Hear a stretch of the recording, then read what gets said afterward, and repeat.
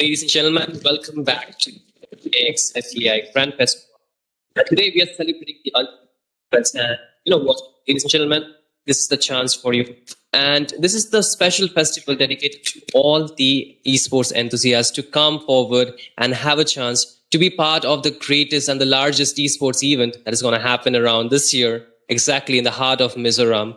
So don't miss out the opportunity for that. And this will also bring us with a lot of opportunities to be physically present and meet the players and every other individual that will be part of this esports extravaganza. So, book your tickets now. We have been telling that non-stop on our stream, on our casting deck. So it's already time, right? We have a lot of preparation to make, and you guys too. So do that as well.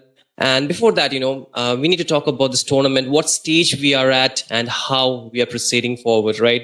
So right now we are still in the online phase where the teams are battling for the top 8 slots. Of course, yesterday we witnessed 2 amazing teams qualifying, the Pride and the Giant team from Mizoram, of course, Team Zohan qualifying for the LAN as alongside it was Team LCF, the team that topped the 2024 leaderboard that's still dominating and also was the winner of one of the recent LAN events that happened across India. So they have a very big reputation alongside them. So does Zohan. They have already qualified and 6 more slots are remaining and the teams will be battling it out even tonight as we speak of. So if you want to, get more close to these teams, you know what to do, right? I already mentioned it. But again, this far of the tournament, ladies and gentlemen, this is just the MOBA 5v5, right? There will be more tournaments. There will be more games that will be played here. And I'll tell you one thing. We will also have Dota 2 stored in for us. So do watch for all the events. And if you want to stay updated, you need to check out our Instagram page. So just to check out the Mizo Esports Organization Association page on Instagram, follow it, stay updated, and of course, be present throughout all the updates so you can just not miss any of the events that are coming across, any of the live stream that are coming across, and also to keep supporting your favorite teams that will be playing in the tournaments that you're watching, of course. So without that, we cannot be, proceeding to the main event of tonight. That is going to be the exploration of the MTL management team, of course. Okay. For a lot of us, we have heard this name MTL. A lot of us, I think, have not. But for now, I will be bringing you the exciting part for tonight. It's going to be the MTL management team soon joining us. So, we have an amazing, talented group of ladies. Not only talented, they're beautiful and they're completely efficient at what they do and how they do it. That's why they're reigning management teams out here in India, standing at the top across some other teams. But, debatably, they can be number 1. It's on you, your opinion, of course. So let's see what opinions do they have across us. And, not only they are just doing what they are doing, they're also significantly helping us to grow the esports, to help improve the quality of the teams, as well as how they manage teams to be on schedule, on time, to help the team practice scrims and whatnot. And I guess, we would like to know more about them, from how to manage such team or their journey as how to they become this MTL management group from scratch that they had begun. So again, many of us have not really seen them before. Some of us have. You might have seen them somewhere, of course. But again, tonight you will be seeing them live. So let me just proudly present to you the MTL management team who will be joining us as a special guest tonight. And of course, ladies and gentlemen, please say a big hi to them. And you'll be soon able to hear them. But again, I would like to take a moment to thank you, the MTL management team, for accepting our offer to join in a special interview at the MEX FEAI Grand Festival. So again, this is going to be the chance for you, each of you, to say hello to the viewers, to the chat who are watching you, supporting you, and being there from day one. So why don't you take an opportunity? Let's start with Miss Lentina, then we'll go to Miss Ting, and then, of course, how can we forget Miss Lisa? Okay. Hi, my name is Lentina, for those of you that don't know. I am the founder of MTL. I've currently completed my master's in clinical psychology. And yeah, like I think we've started MTL around Feb this year, Feb this year. Yeah. Hi everyone, I'm Ting. I'm the co-founder of MTL, currently managing a couple of amazing squads. I'm from Dimapur, Nagaland, and I'm currently doing my bachelor's in psychology as well. I'm studying in Mumbai right now and really happy to be here and connect with everyone. Hi everyone, I'm Lisa. I'm also the co-founder of MTL and I'm currently studying my master's in English in Kolkata and I'm managing some really good squads as well. Thank you so much for having us. Absolutely. Thank you so much for the wonderful introduction, ladies. And please feel free. Okay, see, this might be an interview, but this is not for UPSC interviews. Okay, we are not gonna select you for anything. We're just gonna have fun. We'll have an amazing time here. But of course, okay, since you guys introduced yourself, I haven't introduced myself. Where are my manners? So, hello, ladies. Hello, everyone. My name is Shinryu. I'm your caster and host for tonight for this interview, special interview that we have stored in for us for the MTL management team. And, since we are done away with the introduction, so ladies, please feel comfortable, of course. And should we proceed with the introduction? I mean, the question already, or do you guys have anything to say about anything at all? Like, do you have anything you want to speak up your mind? This is your chance. Let's go. We're just really grateful to be here, for MEA FEAI for giving us a platform here. So yeah, thank you so much. We can get straight to the questions. Okay, okay, let's go to questions here. And of course, the chat, the people who are watching, if you guys have any questions, you can post it down in the chat box. And if you find it, a good question, we might really ask them for sure. So you can do that as well. For now, we will soon go for the first question with them, because I think a lot of us would want to know how their journey began and what things do they do, right? So let's start with a very important question that's going to be, we have seen many teams around the world, right? And not just in India, but many teams who have been competing without a proper manager, right? Teams that have been just, let's take an example of BTK. They just went by themselves. They did not have anybody to manage them, just a group of friends, right? So, what do you feel? Some say having a manager is a waste of resources, while others believe it is one of the biggest advantage. So from your experience in MTL management team, leader or even the members, how important is it to you to have a dedicated management team supporting the esports sport?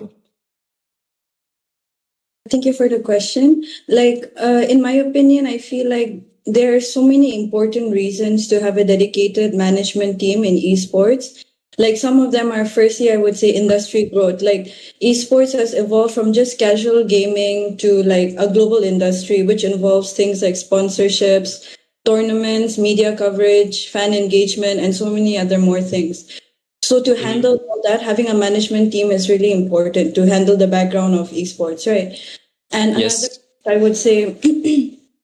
Another point I would say organization and logistics. The management team can handle the player schedules, scrims, practice sessions, tournament preparation, just scheduling in general, while the players can solely focus on their performance. No stress, nothing, just performance only. And then for player welfare, a management team ensures that players' well-being is checked thoroughly. There's routines, conflict resolution, mental health support as well. We will be helping them through that. And also for brand growth, strategic planning, marketing, community engagement, all that builds the team's reputation and fan base over time, which the management is here to take care of. Damn, that's a lot of work you guys are doing, right? And I think it might be really very difficult for a lot of teams to actually substitute all of that, given the fact they actually have to also play the game, right? And playing the game takes a lot of stress too. So while the player, like you mentioned, you guys just take care of the mental health and all these things that happens behind the what do you say, like the fights or maybe the the misunderstanding between the players and all those, resolving those things. I think sometimes it's very difficult to go through all of that, but again, I think without you guys it would have been really difficult for a lot of teams to actually be together, right? I feel you really bring the team together as a whole. So I mean, hats off to you guys for that work. But again, that's just the first question. There are more questions coming, so be prepared, ladies. So the next question here will be, we would love to know more about the role itself. Like, we understand not everything can be shared, but could you please give us an overview of what goes into managing a team? Like you already said about a lot, but what are the things that a lot of people don't know about managing a team? Like, if they want to start, or if they want to manage a team, if they want to start their journey as a manager, what things do they need to prepare for? I think I'll be taking that question. So basically, as an esports manager myself, I think one of the key roles is that we try to stay closely connected to the players and as well as the team as a whole. Because as far as my experience, I think it's better to understand the players individually as well, and also like the team's capability and their dreams to like in the esports community, right? And as Turnham has already mentioned a few points, so I don't really want to go ahead and repeat them over. But I think what a manager should need when you're like starting off is that you should understand the team and the team's potential, so that you get to grow together and like hold them as well, and like I don't know, just stay strong with them, because it really takes a lot for a manager to go through like the stress and also like see the players going through the pressure right in game as well. So that's what I truly believe is connection with the players and as well as the team, and to understand them, make them feel very comfortable so that they can reach out to you anytime if they have any issues regarding any personal or like external conflicts, so that you can just help them out. So I think that's one of the key points. And one thing that I would like to say is be very constant with the team's activity schedule. Like, I really feel that social media, since it's growing rapidly these days, that there's a lot of fan base growing up. Like, I see a lot of LCF fans, like teams, big teams that fans are like going forward with. So I think like staying very up to date with the team's content is also very important. Making sure that gameplay highlights are not missed, and also like the team has proper branding so that the fans can also engage and the team is visible in global platform. So I think that's it for me. Thank you. Absolutely. I think That's a wonderful. Yes, I'm sorry to cut you off. Sure. Add on to that, like I think I know players are the ones like playing, but we're also them like whenever they're playing, right? So for example, like if my team loses or my team wins, like we share the same emotion. Like for example, some days like if her team wins or loses or my team loses or anything, like we just like take an hour break, we don't talk to each other. We're just like off for a while, and then then we start talking again. Okay. I mean, keeping an insight of the teams, right? I feel there's a lot of things that happens internally which has to be addressed by you guys itself. But again, what do you feel about? I mean, this might sound a bit biased question, but again, I'll ask anyway. So, the team, your entire team here, Lentina, like your team is a group of girls, right? So, what do you feel like? Are girls more suited to take the manager's role, or the way that they can be more patient with the team, or is it like it doesn't really matter in the out here? It really matters as long as you're dedicated and you're focused on what you're doing and you have the patience. Yeah, definitely. And as long as like the teams respect you and understand you as well, because like for a team to be disciplined, I think they have to respect you, or else like I'm never going to like come on time, for matches or anything like that. So they have to respect you as well. And we're so grateful to have very respectful teams working with us. Absolutely. I feel it's not only the teams that have made a name for themselves, you guys have too, right?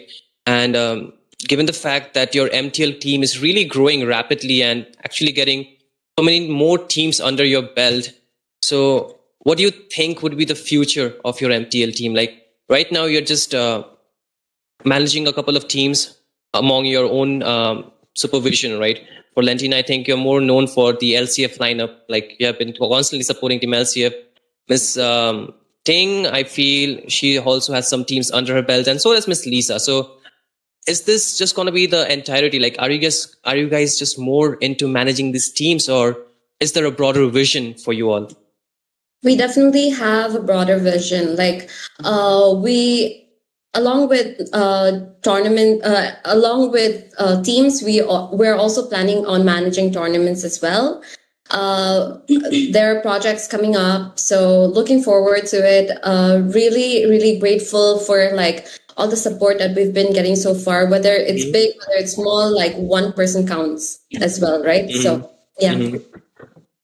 Oh my God! Like I feel you guys have an insane amount of potential, absolutely, and you guys have. I feel the more you keep your foot on different ideas or different the more you guys can actually grow as a management team, of course. But again, I feel it has been too stiff for us, this entire interview. I feel you guys have been too formal with me, which I don't really like. So let's go for a quick rapid fire round here. And are you guys ready to throw each other under the truck? It's going to be really brutal, okay? It's going to be brutal out here, trust me. Yeah. Okay, so first question. Who wants to answer? Let's see who wants to. Okay, Turnham can take the lead. Okay, so taking the first question. Would you rather be a pro player or a manager? I would rather be a manager. I would not be able to handle the stress of a game. I've seen a lot of times you've been playing with the lineups, right? I've been casting in a tournament where I saw you playing as a player recently in Maharashtra Challenges series, mainly I'm talking about. So I've seen you as a player. So, I think a lot of people have been keeping an eye on you. So I feel people are actually also noticing your potential as a gamer, as a player as well. So I think your reputation is really getting out there, but that's not the question. Next will be for Miss Manager Lentina. So Miss Lentina, whom are you going to choose? Ting or Miss Lisa? I think I'm just going to surrender myself. I'm so sorry for like putting you out there. But again, the main question would be, of course, you have been managing Team LCF out here. Okay, suppose there are more opportunities for you to manage team globally. Would you take that opportunity too? Yeah, sure. As we grow, we will definitely be hiring as well. So I think that will create more opportunities for MTL as a whole rather than just for me or anybody. Okay. For Miss Lisa, who is your favorite esports player in India? I think I have to say Auntie. Auntie. Okay. Okay. We'll keep that in note while we have the LAN, okay? We'll mention Auntie about you, of course. So the next question, anybody can answer, okay, this one. So if you guys are an anime fan, and if you guys had to choose a character from the game, so among the two characters, Lentina, you choose a character. Do you watch anime, Lentina, first of all? No, I've never. Okay. I don't really watch. Sorry. Okay, then I think Miss Lisa might watch anime, right? Yeah. Okay. Miss Lisa, you just choose an anime character, your favorite. Okay. I think it's gonna be Urza from Fairy Tail. Okay, Lisa from Fairy Tail. Can you choose a male character? Urza. Yeah. So can you just choose a male character for now? Erza is a male character, right? Or no? No, she's a female character. She's a female, yeah. So choose a male character, one which is very handsome, so Miss Ting has a hard time choosing. I think everyone can go for Gojo from Jujutsu Kaisen, right? Okay, Gojo. And Miss Lentina, can you choose our favorite character from the game for Miss Ting? Belleric. Belleric. Okay, if you had a chance to meet either of them, whom do you want to meet, Miss Ting? Gojo any day. Gojo. Okay. See, we have Gojo fans out here. Okay, and Miss Lentina, can you choose 3 players from any teams in India? Oh, okay. Anti, Asuna, Afraid. Okay. You heard the names, right, Miss Lisa? Yes, I did. So you have to kiss one, you have to marry one, you have to kill one. Go on. Oh, I think that's a bit too personal. Let's not kill, but let's just reject one. Okay. So I think kill might be too bit difficult.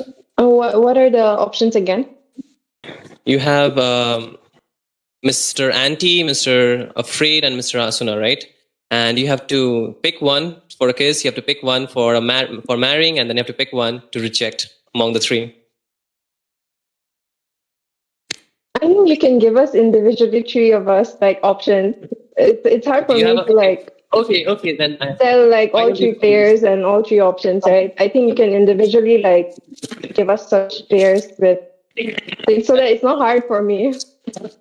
okay, let's have fun. So why don't we choose 3 players you want to kiss, marry, reject? It has to be Indian players. Let's make it broader. Let's go global. Choose anyone. I think for Kiss it would be either let's go for King Kong. And for Mary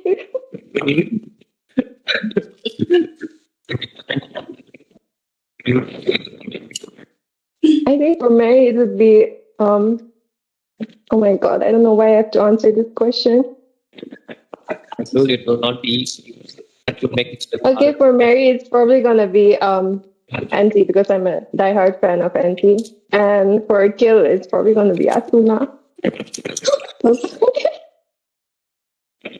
guess it's a fun session, but so we go back.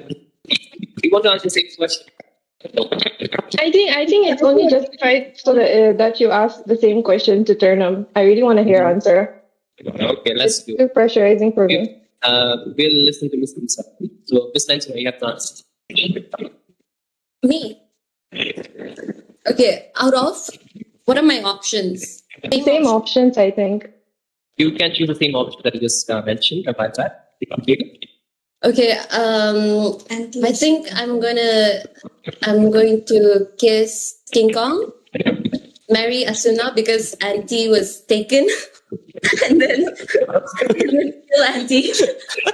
Okay. Oh my God. Miss Lisa is going to be disappointed if you kill Auntie, eh? So, what about Miss Ting? Do you want, please answer the question? One international player included, right? Yeah. Yeah. Yes.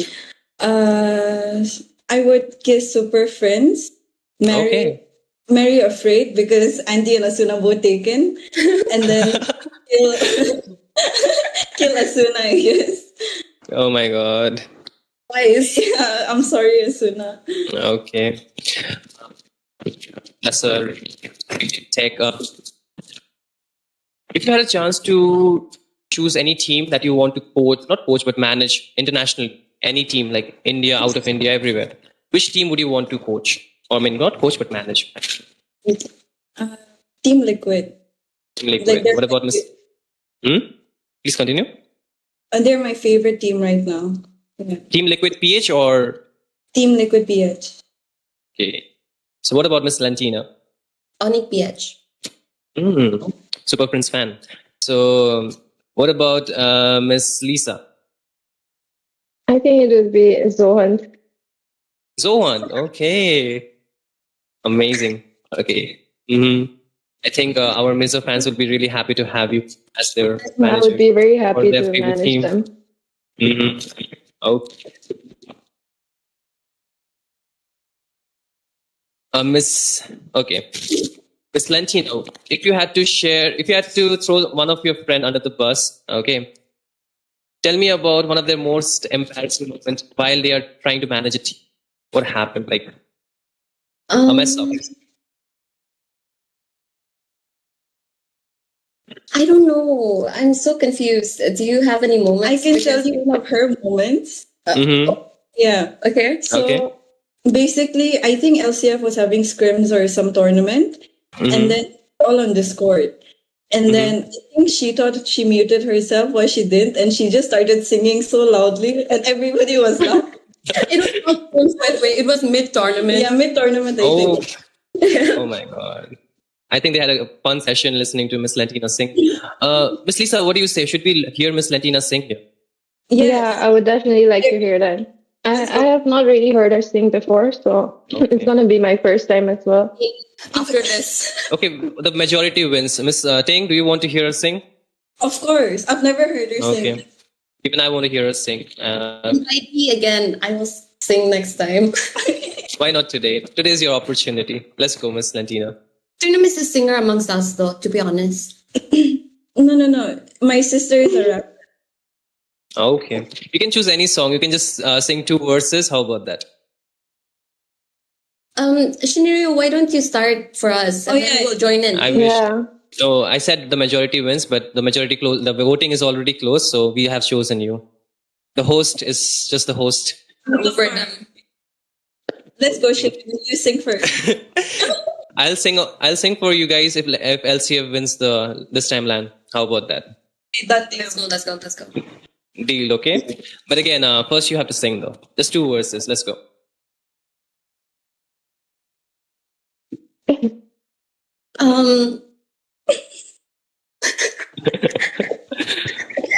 it. And pass it to Lisa. No, I don't take it. It's a very brutal answer coming to your head. So it's back to Miss Lentina once again. Let's make it quick. Come on. Don't think so Come on, much. Nancy. Harmonize? No. Your time to shine. I think Shiniru, you should take it for us, no? We're shy girls.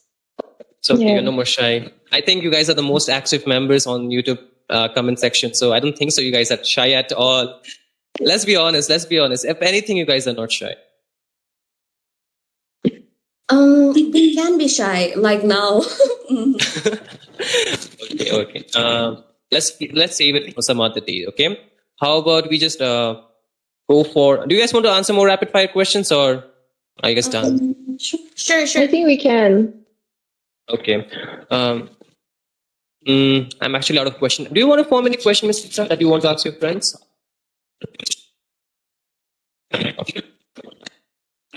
They're saying no. Some is saying yes. Some is saying no. Look at that. Mixed reactions. I think I want to ask the Turnham a question. Okay, let's go. Mm, I want to ask her, like, what's her favorite team in India right now? And player as well. Player of choice. Mhm. Your favorite player and the favorite team that you really like currently Supporting. in India. I would say I love every squad I manage more than anything else. Yeah. And for player, I would say, can I name 3? Okay, let's go with 3. But you have to rank them accordingly. 1, 2, 3. How about that? No ranks, just 3 random. Apex, I7, and Tetsuya, I would say. Ooh, Paji Pride. Paji, yeah, we support Paji. Paji Pride. It's only fair that is even Miss Lentina answered this question. But I know her favorite team though. But what about her favorite player? Ooh, it's very tough because everyone is so hardworking and dedicated and so, like, devoted. But I think if I really think about it, it's Afraid. Afraid, Auntie, Asuna, Kyle. Yeah. win as well. It's only fair that this question finds its way back to Miss Lisa. So, Miss Lisa, how about same question? Is it going to be Team Zohan, favorite team? I think for now, I would say I don't really have a team particularly that I'm actually like eyeing on right now because I just started working with a couple of teams. But for players, it's obviously number one spot automatically goes to Ant.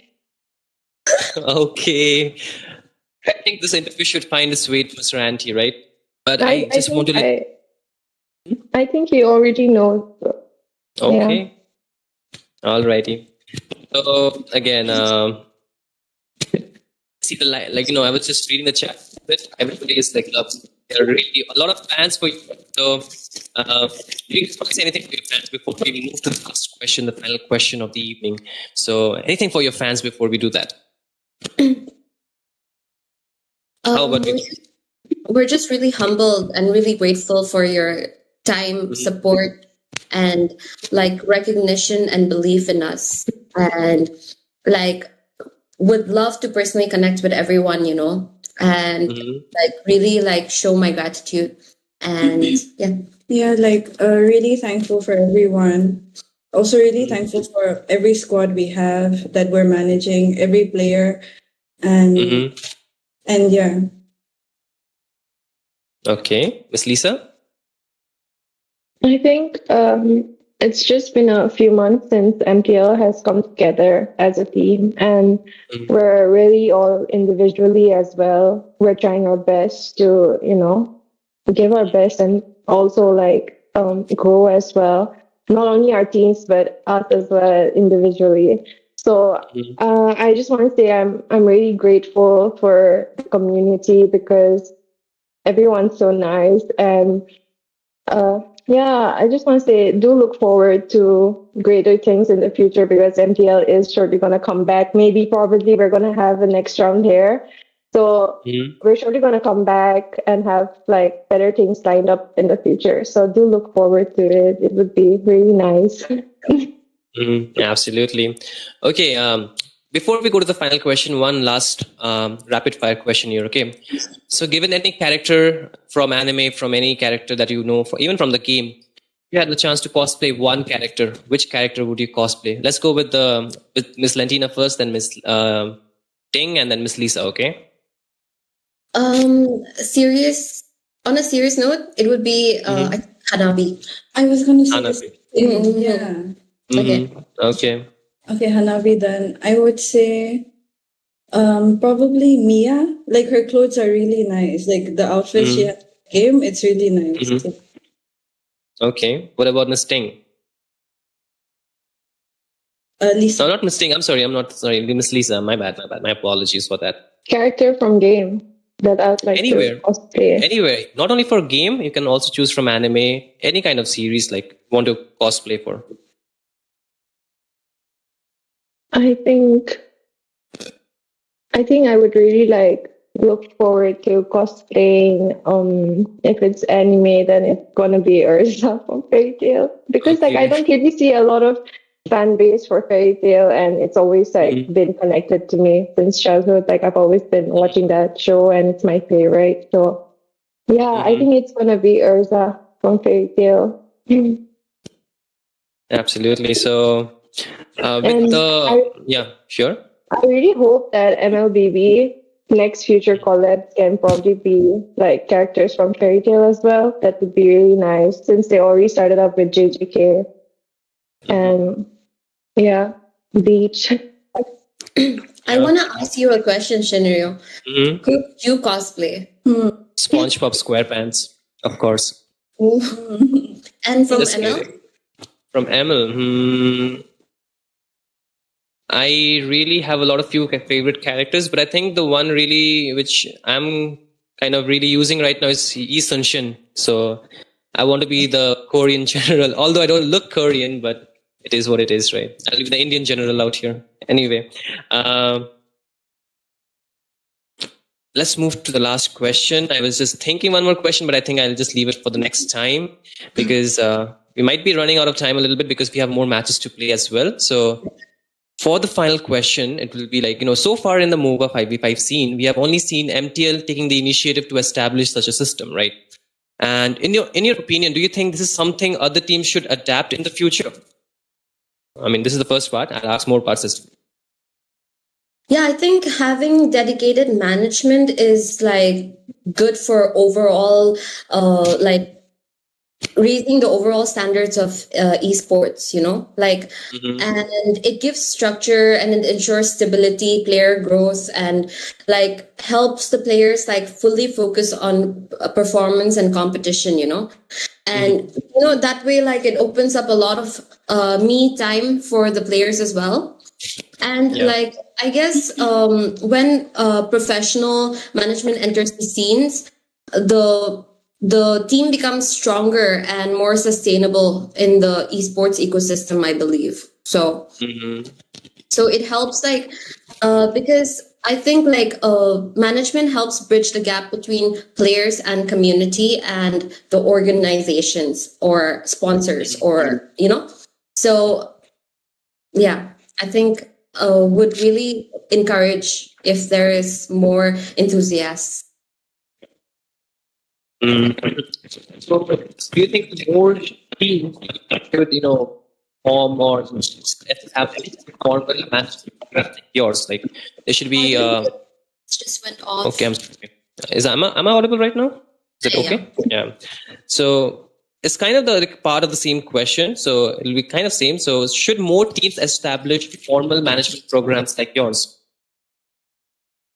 Yes, definitely. Yeah. I mean, I feel like it's a good initiative as well. Like, it helps build structure and everything. So, like, I mean, it'll be good in general, yeah. Okay.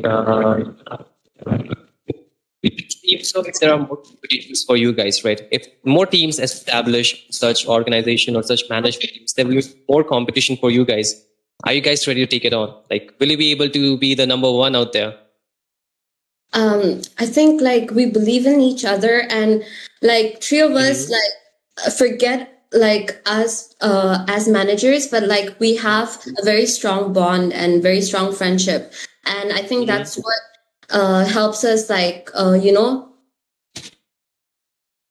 pressures us more to work harder for each other and be more dedicated and hardworking, So I think with that, like passion, like because MTL started off as a passion project, we didn't know how it would go, but like we had the passion in and we believed in ourselves, and that's how like we started growing. So I hope that like people do start off with the same intention, because if they do, like I truly believe like miracles can happen. So going forward to the very end of this interview, what are your future goals or what are your future aspiration or vision as we will be marking the end of this year and begin a new year, that is 2026, right? So what will be your new roadmap for going into the future next year? We're looking forward to be honest, more teams. Hopefully it won't just be the three of us, Yeah. and like tournaments. Yeah, a lot of tournaments. Yeah. Okay, so with all that being in your bucket list as a plan for moving into the forward, this will kind of bring us to the sad end of this session that we had for this interview. But, every ending is a mark for a new beginning. So I hope the next time we have you as our guest here, we have a broader team for you. We have more interesting conversations and more interesting memories that we can, talk about from this tournaments or whatever initiative that you guys are taking, of course, across India. And I hope you guys have a grand success in your endeavors and also whatever you guys are planning, of course. So before we wrap up or before we go to the very end, is there any final message or any final, thing that you want to say to the viewers, the teams, or anybody who's watching or maybe aspiring to be like you guys? I'll start. Yes. So my message to anyone aspiring would be like, keep like believing in yourself, and if you put in the hours, if you put in the dedication, the hard work, the energy, the passion, like anything's possible. And a big shout out to all the teams that are with us and will soon be with us. Like a huge shout out for like you know for helping us grow and for like making us reach to platforms like this where we can talk. So really grateful, really humbled. Yeah. Like on behalf of three of us, I would like to thank MEA FEAI for giving us obviously the opportunity to speak here. And also all the best to all the teams playing today and forward as well. And like to everybody watching as well, thank you so much for the love and support. Like means a lot.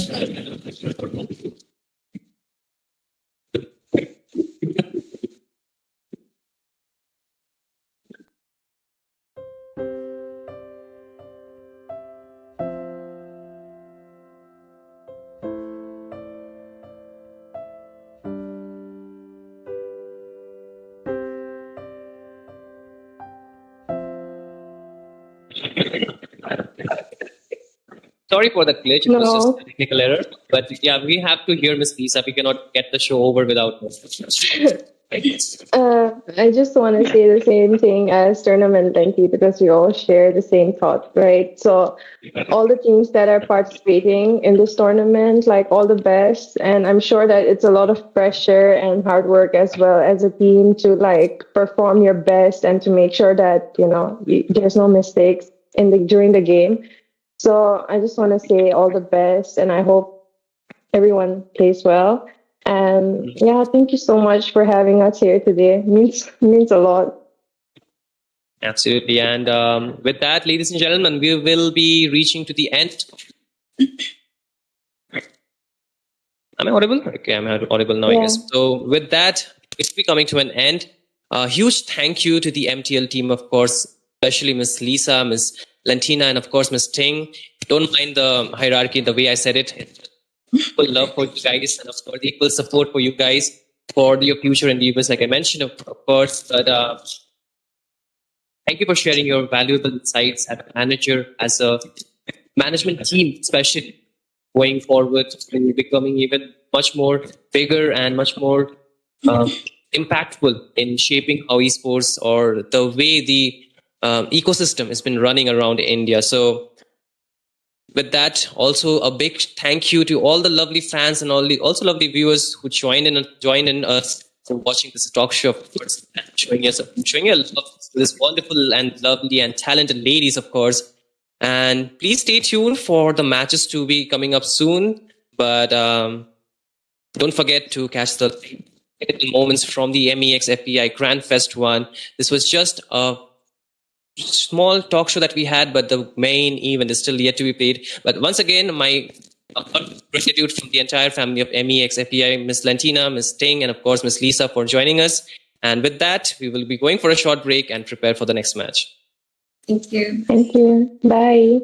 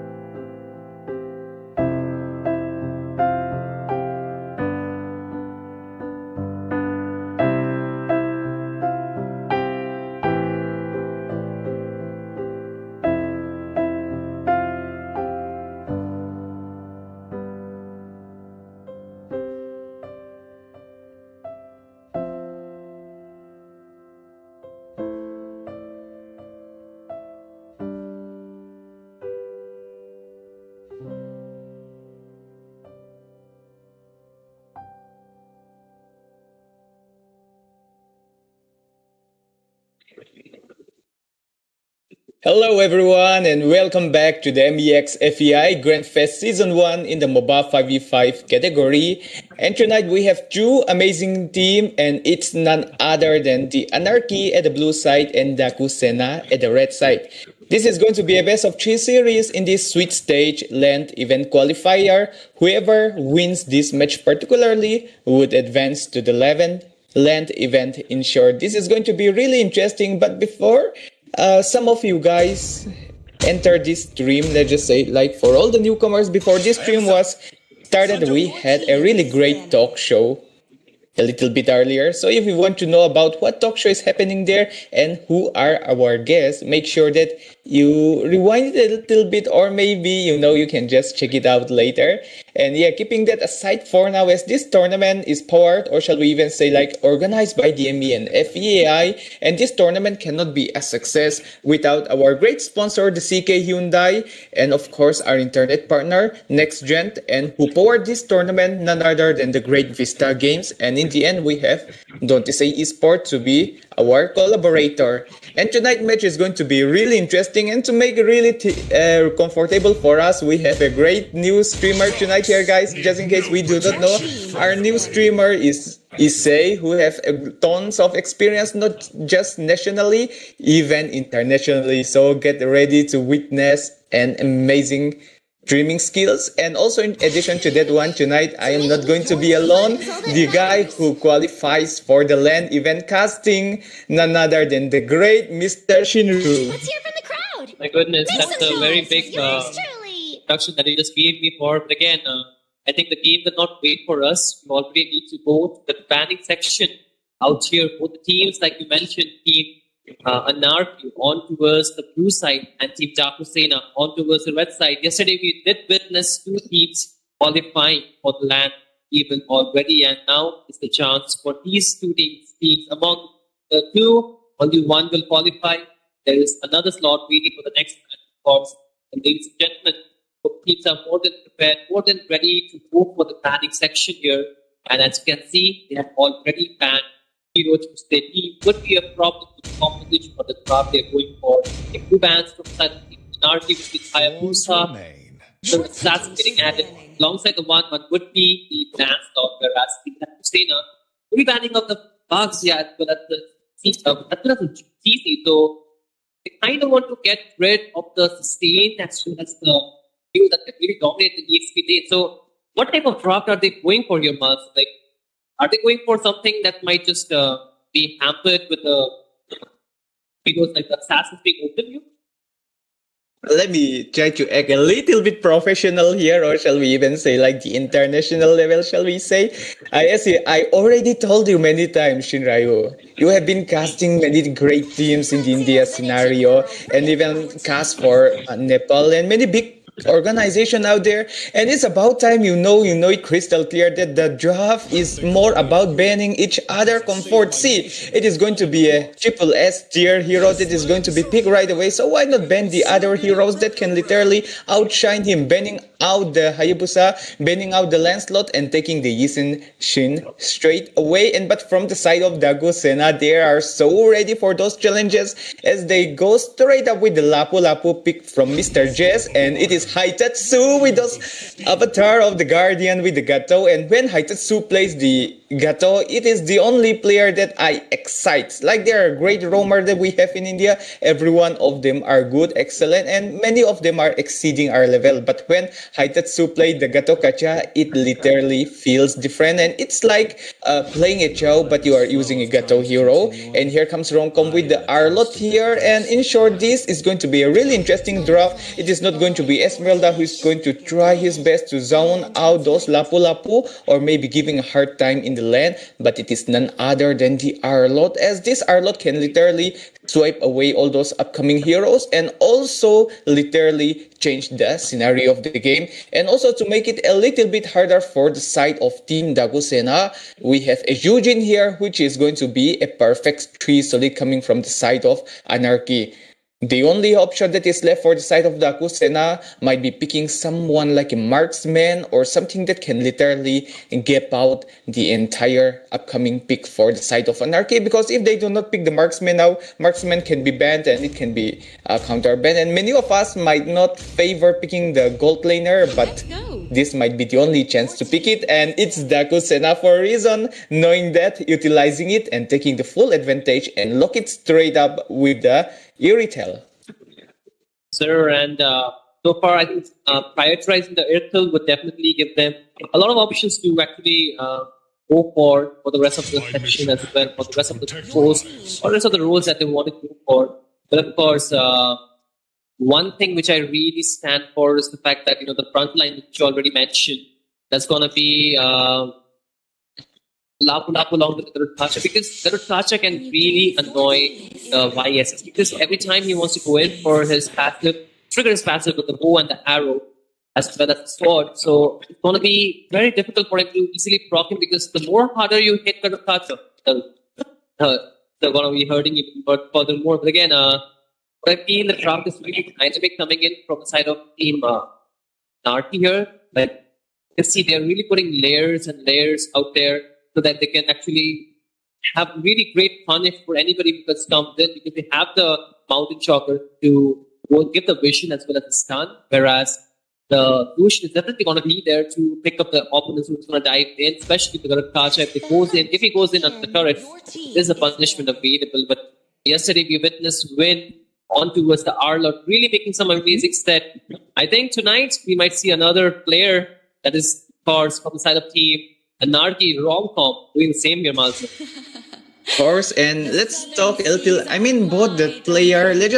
I don't want to make much comparison because all the teams are just so good in this stage so far, but let me just make an exception for this one particularly. Although Jess is going to get tons of spotlight, let's leave him a little bit because he already get the best EXP laner according to me, the Lapu Lapu. No competition for him anyways. But from Romcom, particularly as you are talking about Win there, if he the way Win is playing is all about making the set, making the plays, and even making a hero like a Fanny a big threat for himself. I like a big threat to Fanny. So that is how Win can play the Fanny. But for the side of Romcom, he is just going to be there in the team fight. He would dive in so deep that we thought that he's going to die, but he would find ways to counter plays. And the moment his 1% of HP is left, he needs to make sure, and he would make sure that his allies would be there and he would die with honor, and that is how Romcom is going to play. And yeah,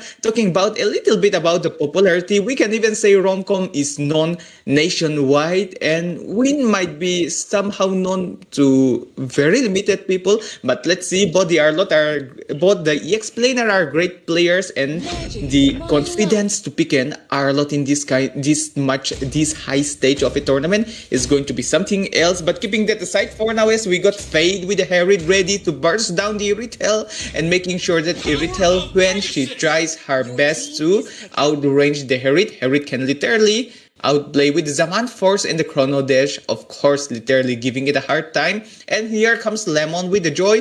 Joy might be the kind of hero that we pick more like in a situation only, not in the S tier anymore, more like an A tier, but in the right hand, it can still be a double S tier hero. So let's see how Lemon is going to make this Joy in the game. But for now, we have to focus on the mid laner now. Peekaboo, Predator, we know how clutch he used to play. And of course, the wide variety of mage he can play. He's going up against Beat with the Jujin. Maybe taking the Eve when it comes to the Siege play might be the best thing. But what about a Kagura or maybe a Vexana? Many of us might not like the Vexana, but here comes the Eve and the lineup is being settled. This is Dakusena, the blue side, and at the red side, Dakusena, and at the blue side, Anarchy, best of 3 series, game number 1, and on the desk, it's me, also myself, and at the right side, the most qualified for the LAN event, Shinrayu. So much, but once again, the spotlight has to go to these teams. They are waiting for the qualification to the LAN. Both these teams have an equal opportunity here to go and win this round, directly qualify to be the top 8 teams. We have 2 teams already securing their slot. Third one is in view right now. We'll be witnessing which team will be winning this best of the series and qualifying for the next round or the next challenge that is getting prepared for them in the LAN or right in the heart of the round. So keep watching. Welcome And ladies and gentlemen, to if you are just new here, don't forget that this MEX FEAI Grand Fest 1 and this stage, best of 3, all the teams are ready. And like Malcolm already mentioned, my name is Shinryu and I'm joined by Mr. Malcolm himself. And we will be casting this game alongside each other. But again, Malcolm, a good friend of mine, he always asks me one question. Which team will be joining the first for the qualifier? Game number 1 will fall in the hand of Daku Sena with full confidence, let me just say. I mean, it is just that the fact that Lapu Lapu is just so good. He is just so good. And on top of that, they get the Yi Senshin. Although Arlot is going to be there, he's going to swipe them away with the final slash and all the other skills. And even with the allies such as Jujin, who can literally knock up in Badang, he won't be level 4 yet, so the Fist Cracker wouldn't be valid for the first fight. But the Lapu Lapu is going straight into the backline as I said every night. He's going with the bravest warrior in the backline, giving a hard time for Yi Sanshin. Although it's Roren, to be honest, let me just confess myself. My favorite jungler in MOBA 5v5 used to be Roren. And after Roren was taking some kind of leave, I do not have eye on any jungler anymore.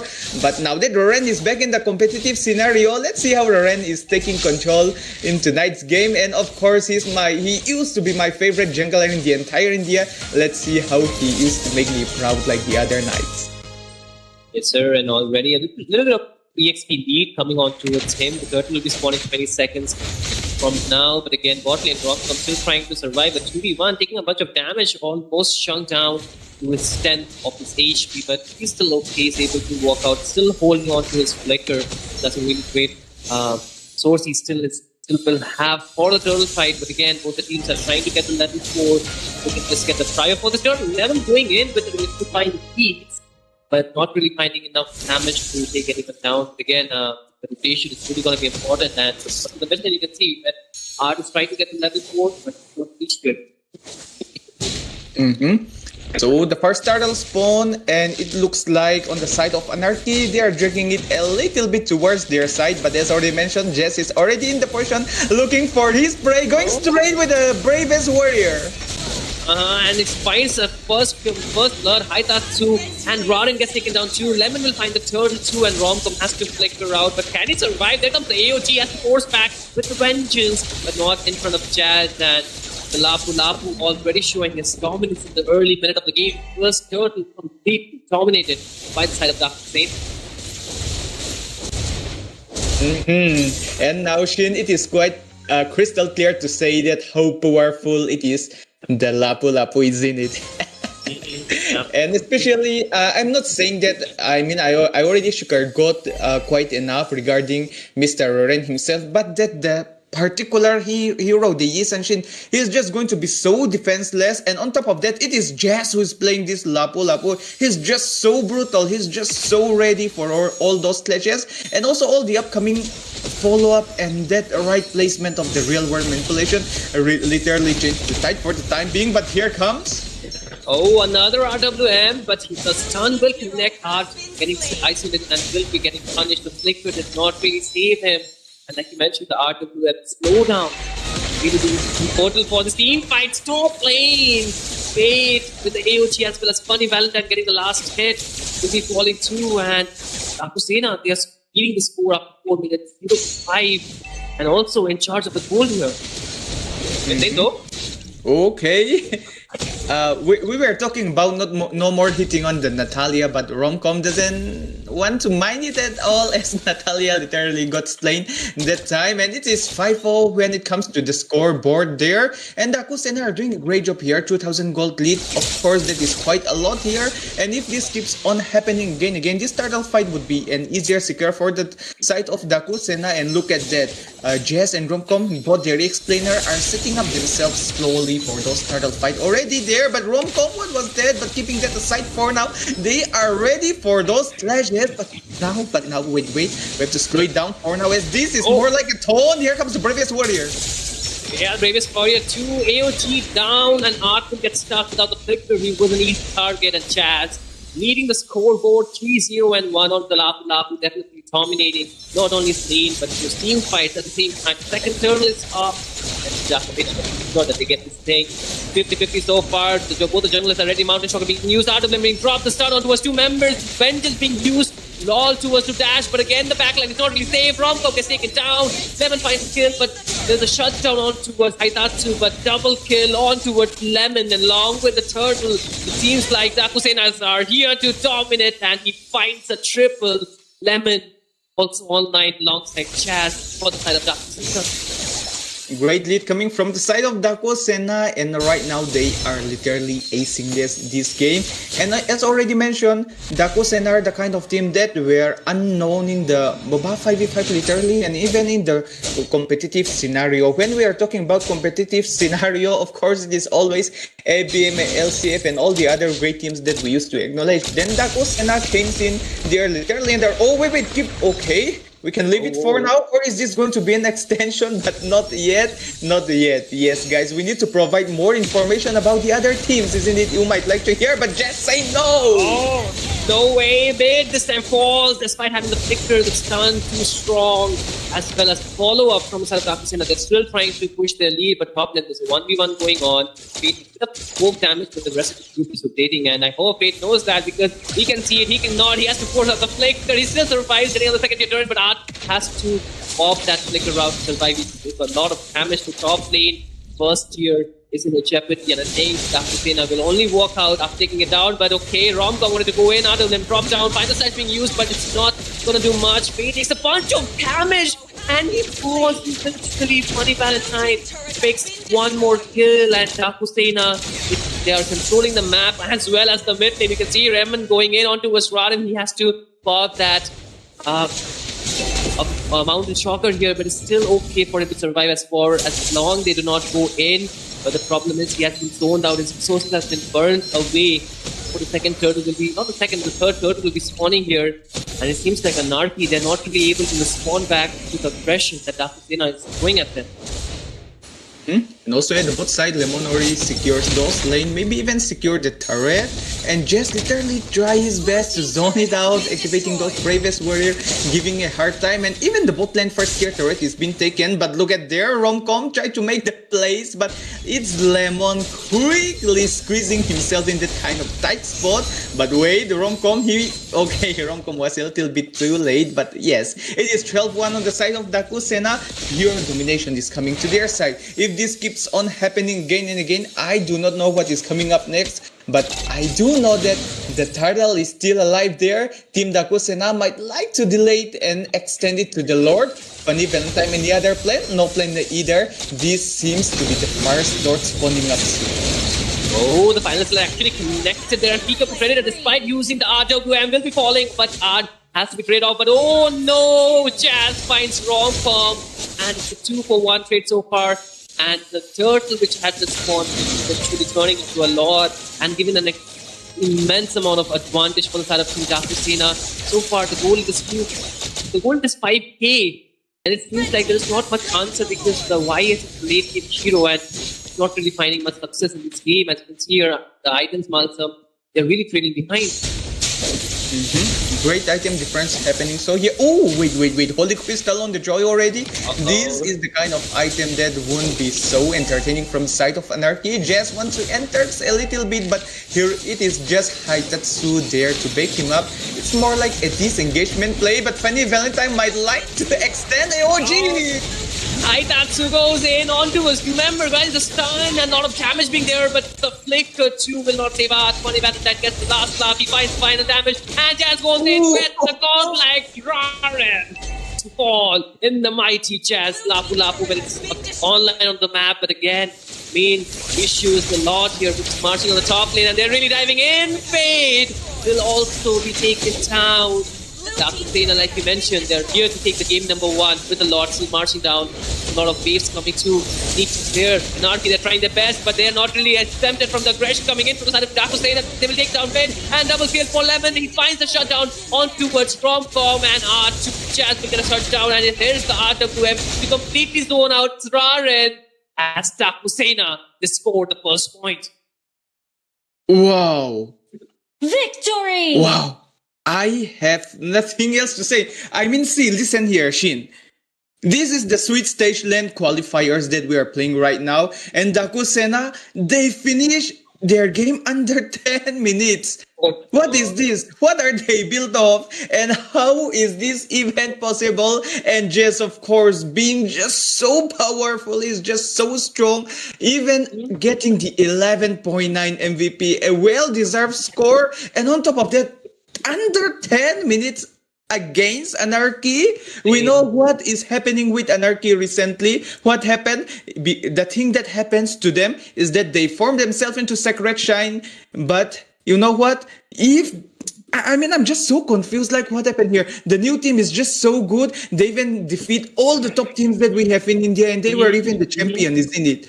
But tonight, there's something else. There's something else. This is not the kind of Anarchy that we know, but in game number 2, we might even witness their true power. So let's see. Game number 2 would start right away anyway, isn't it? Without a break. Even the players are ready, so are we. But at the same time, is there anything that is quite necessary to be breakout, Shin? Like, what are the things that is missing from the side of Team Anarchy that caused them their loss in that match? Yeah, of course. I feel the range was one of the issues, right? They had the damage, they had the set potential, but due to the range, they are not really able to go for the proper engagement out here. And you know what? I feel Bib could not really do much because Art was not really able to give the set. Every time he wanted to go in, he was getting constantly punished due to the slowdown. The turn that was unbelievable, and of course the damage. Once it scales, it just speaks on speed with the itemization already in their hands. I feel both Romcom and Art were not really able to give the sets which would actually give them the opening or completion that they for. But again, I feel it's just a half gap that we saw in the last game, but the next game, I feel they really walk on to the things that they needed to do and find a way out because, like you mentioned, they have defeated the top teams and they are the ultimate winners so far in the recent tournaments. And this is a very crucial moment for them. They also want to qualify for a LAN and actually play it out in the Master Wizard by Izol. And they should not let their chance slip away so easily against Takusena. Of course, Anarchy, they might win the most of the big online tournaments that we have recently. They need to prove themselves that they are the new top contender when it comes to the LAN event as well. And that would prove Team Anarchy that they are at the very top. And yeah, right now for the side of Dakusena, they literally just take total control in that game, I should say. Like, it was pure under the control of Team Dakusena. So let's see, this game number 2 might start really soon. Right away, ladies and gentlemen, don't you worry. But we need to make sure that the players are comfortable with their network. And of course, so that they can be at ease to literally control the entire game, just how Dakusena did in game number 1. In game number 2, I have high hopes from Team Dakusena again, but in this game too, particularly, the side of Anarchy might like to change their draft a little bit because the draft loss caused them a lot in that game number 1. Game number 2 would be interesting, but for game number 3, I do not know yet, as this could be a clean sweep or rather a best of 3 series. Sure, and we want to make sure that tournament or the games are really happening smoothly as well as our sponsors who want this tournament to happen in the best possible way. Of course, we need to give a huge shout out to our sponsor, of course, CK Hyundai, making sure the dreams of a lot of individuals out there be fulfilled to thrive and to be able to get a hang of this, steering wheel for a lot of families. But again, they are not the only one. We have our internet partner being Next Gen, making sure the connection stays strong, the connection stay bold, the connection stay proper for the LAN events, of course. Also during the online phase through their instant support that they have been showing us. But again, how can we get tournament done without our powered by sponsor here? It's going to be Vista Game. They have been here to give us the power to hold this tournament and to get it done in the proper way. And of course, our last but not the short, the one who's making sure this tournament happens in a smooth manner is going to be Don Tise, Esports. And Don Tise is Esports, right? Malsam, if I'm not mistaken. don't you say sport actually means a lot here? It is not a powerhouse organization, and when we say organization, we can somehow say it like an organization particularly, but not that kind of organization that hosts this kind of big massive event. It is more like an org that just help the other organization when they need something. For example, there's an organization that doesn't have the streaming network, then we help them, and if they need some management, we just help them. Like every organization have everything that they need, but in the end, when the show is really about to go on, there is one thing that used to miss out, and that is, don't you say, that is always there to back them up, of course. And yeah, don't you see, sport is slowly expanding themselves, even has their own MOBA 5v5 team now, and that is Team Revolution. And of course, the amazing girls that you just interviewed recently, the MTL management,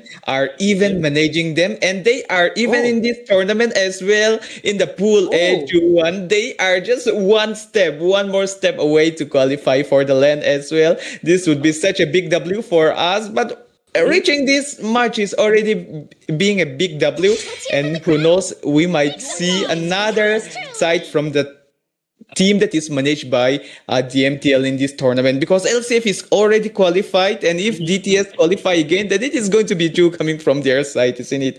And yes, it is going to be really interesting to talk more about that thing. We need to give the spotlight to our great team who just show us an amazing team, isn't it? And yes, taking all the upper hand and all the chances by now, ladies and gentlemen, welcome to the MEX FEI Grand Fest Season 1. You are watching the MOBA Legends 5v5 category online tournament. And when we say online tournament, this phase, the sweet stage, is going to be online, and we are going to have a LAN event for teams up to 8. Yes, a solid 8 teams are going to be qualified in this LAN event. And right now we have 2 teams, that is Team LCF and Team ZOW100 qualified so far. Whoever win this best of 3 series would be the next contender. And after this match, we are going to have the Seoul and Team Lafukabi going up against, and one more team would advance, making it a total of 4 teams to advance in total. And yeah, we have lots to say, but let's focus on the drafting stage, shall we? At the blue side, we have Dako Sena starting up the bandwidth, a Bakshie, a Kalia, and a 1-1. And for the side of Anarchy, it is Lapu Lapu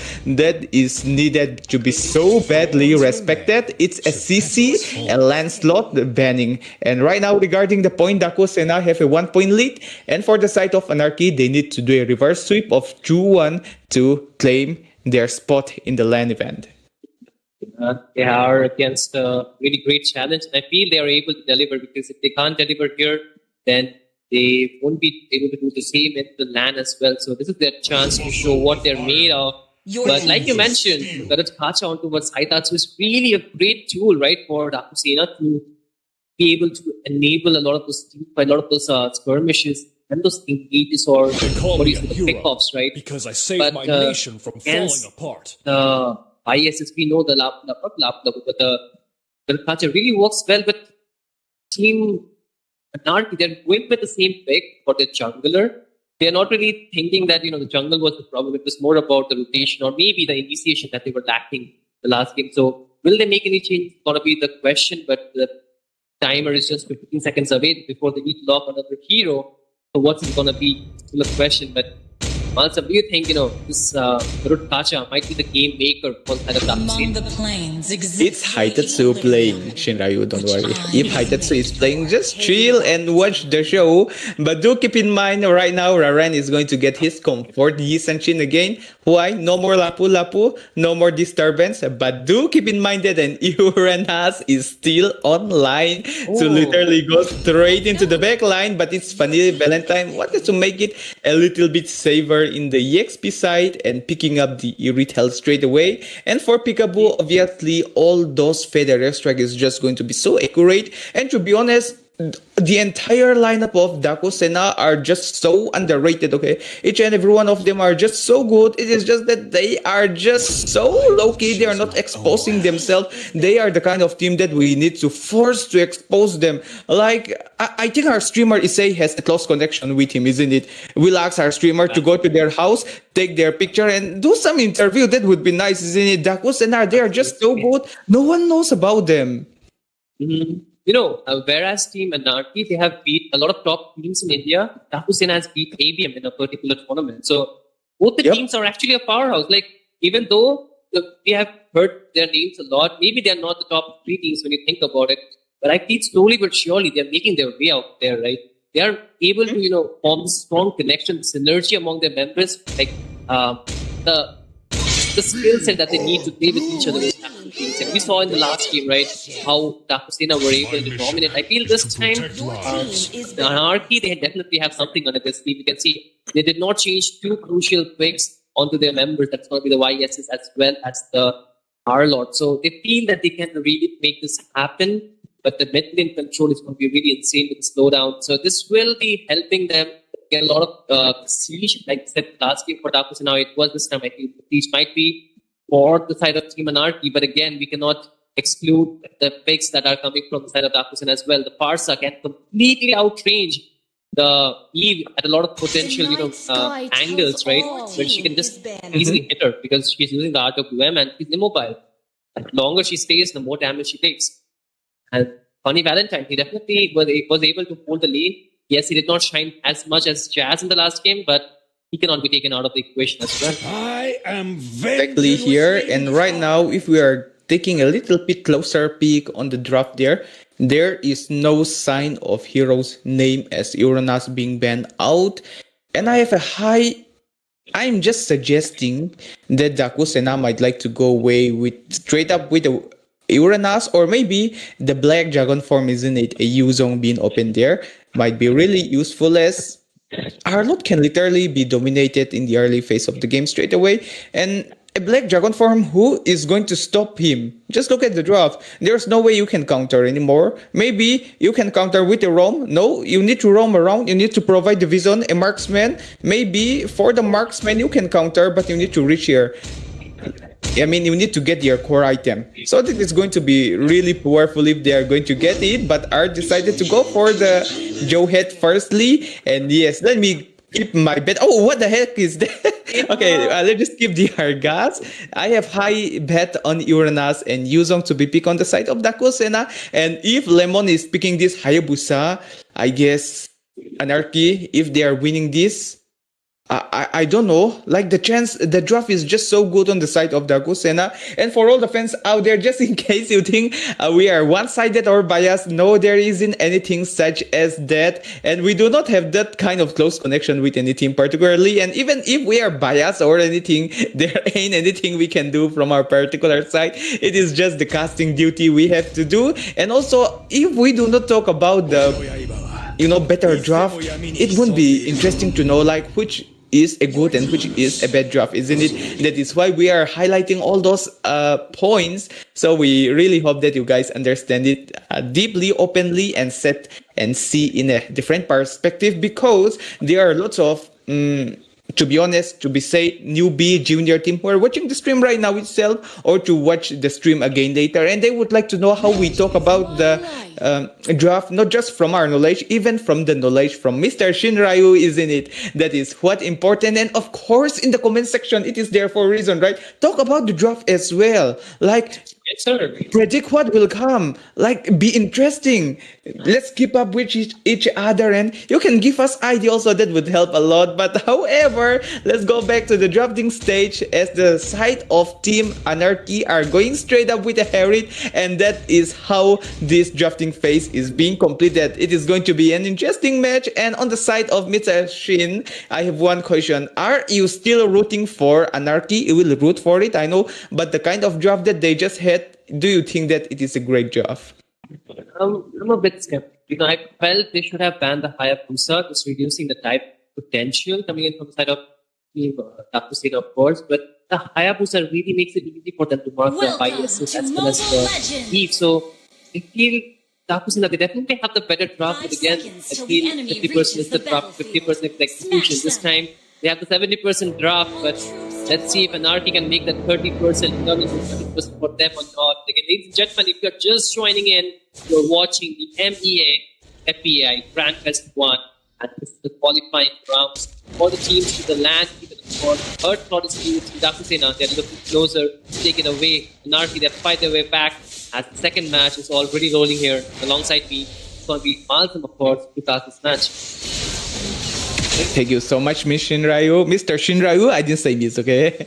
And yes, let me take it away, straight up away. As you can see, Peekaboo getting a blue buff, maybe. Someone must not be so entertained as Roren getting the gank already. And would it be a first blood and Lemon? How did you do? How did you know that he was going to be there? Your rotation, that accurate timing is top notch again, but Bit doesn't give him a single chance to literally get the surviving escape road and flicks it and secures the kill. And do keep in mind that when you use a mage, your flicker is for an engagement mechanism, for repositioning, but not for the kind of spell to run away. And look at that buff, allowing Peekaboo to spam his skill non-stop already in the early phase. But Jess?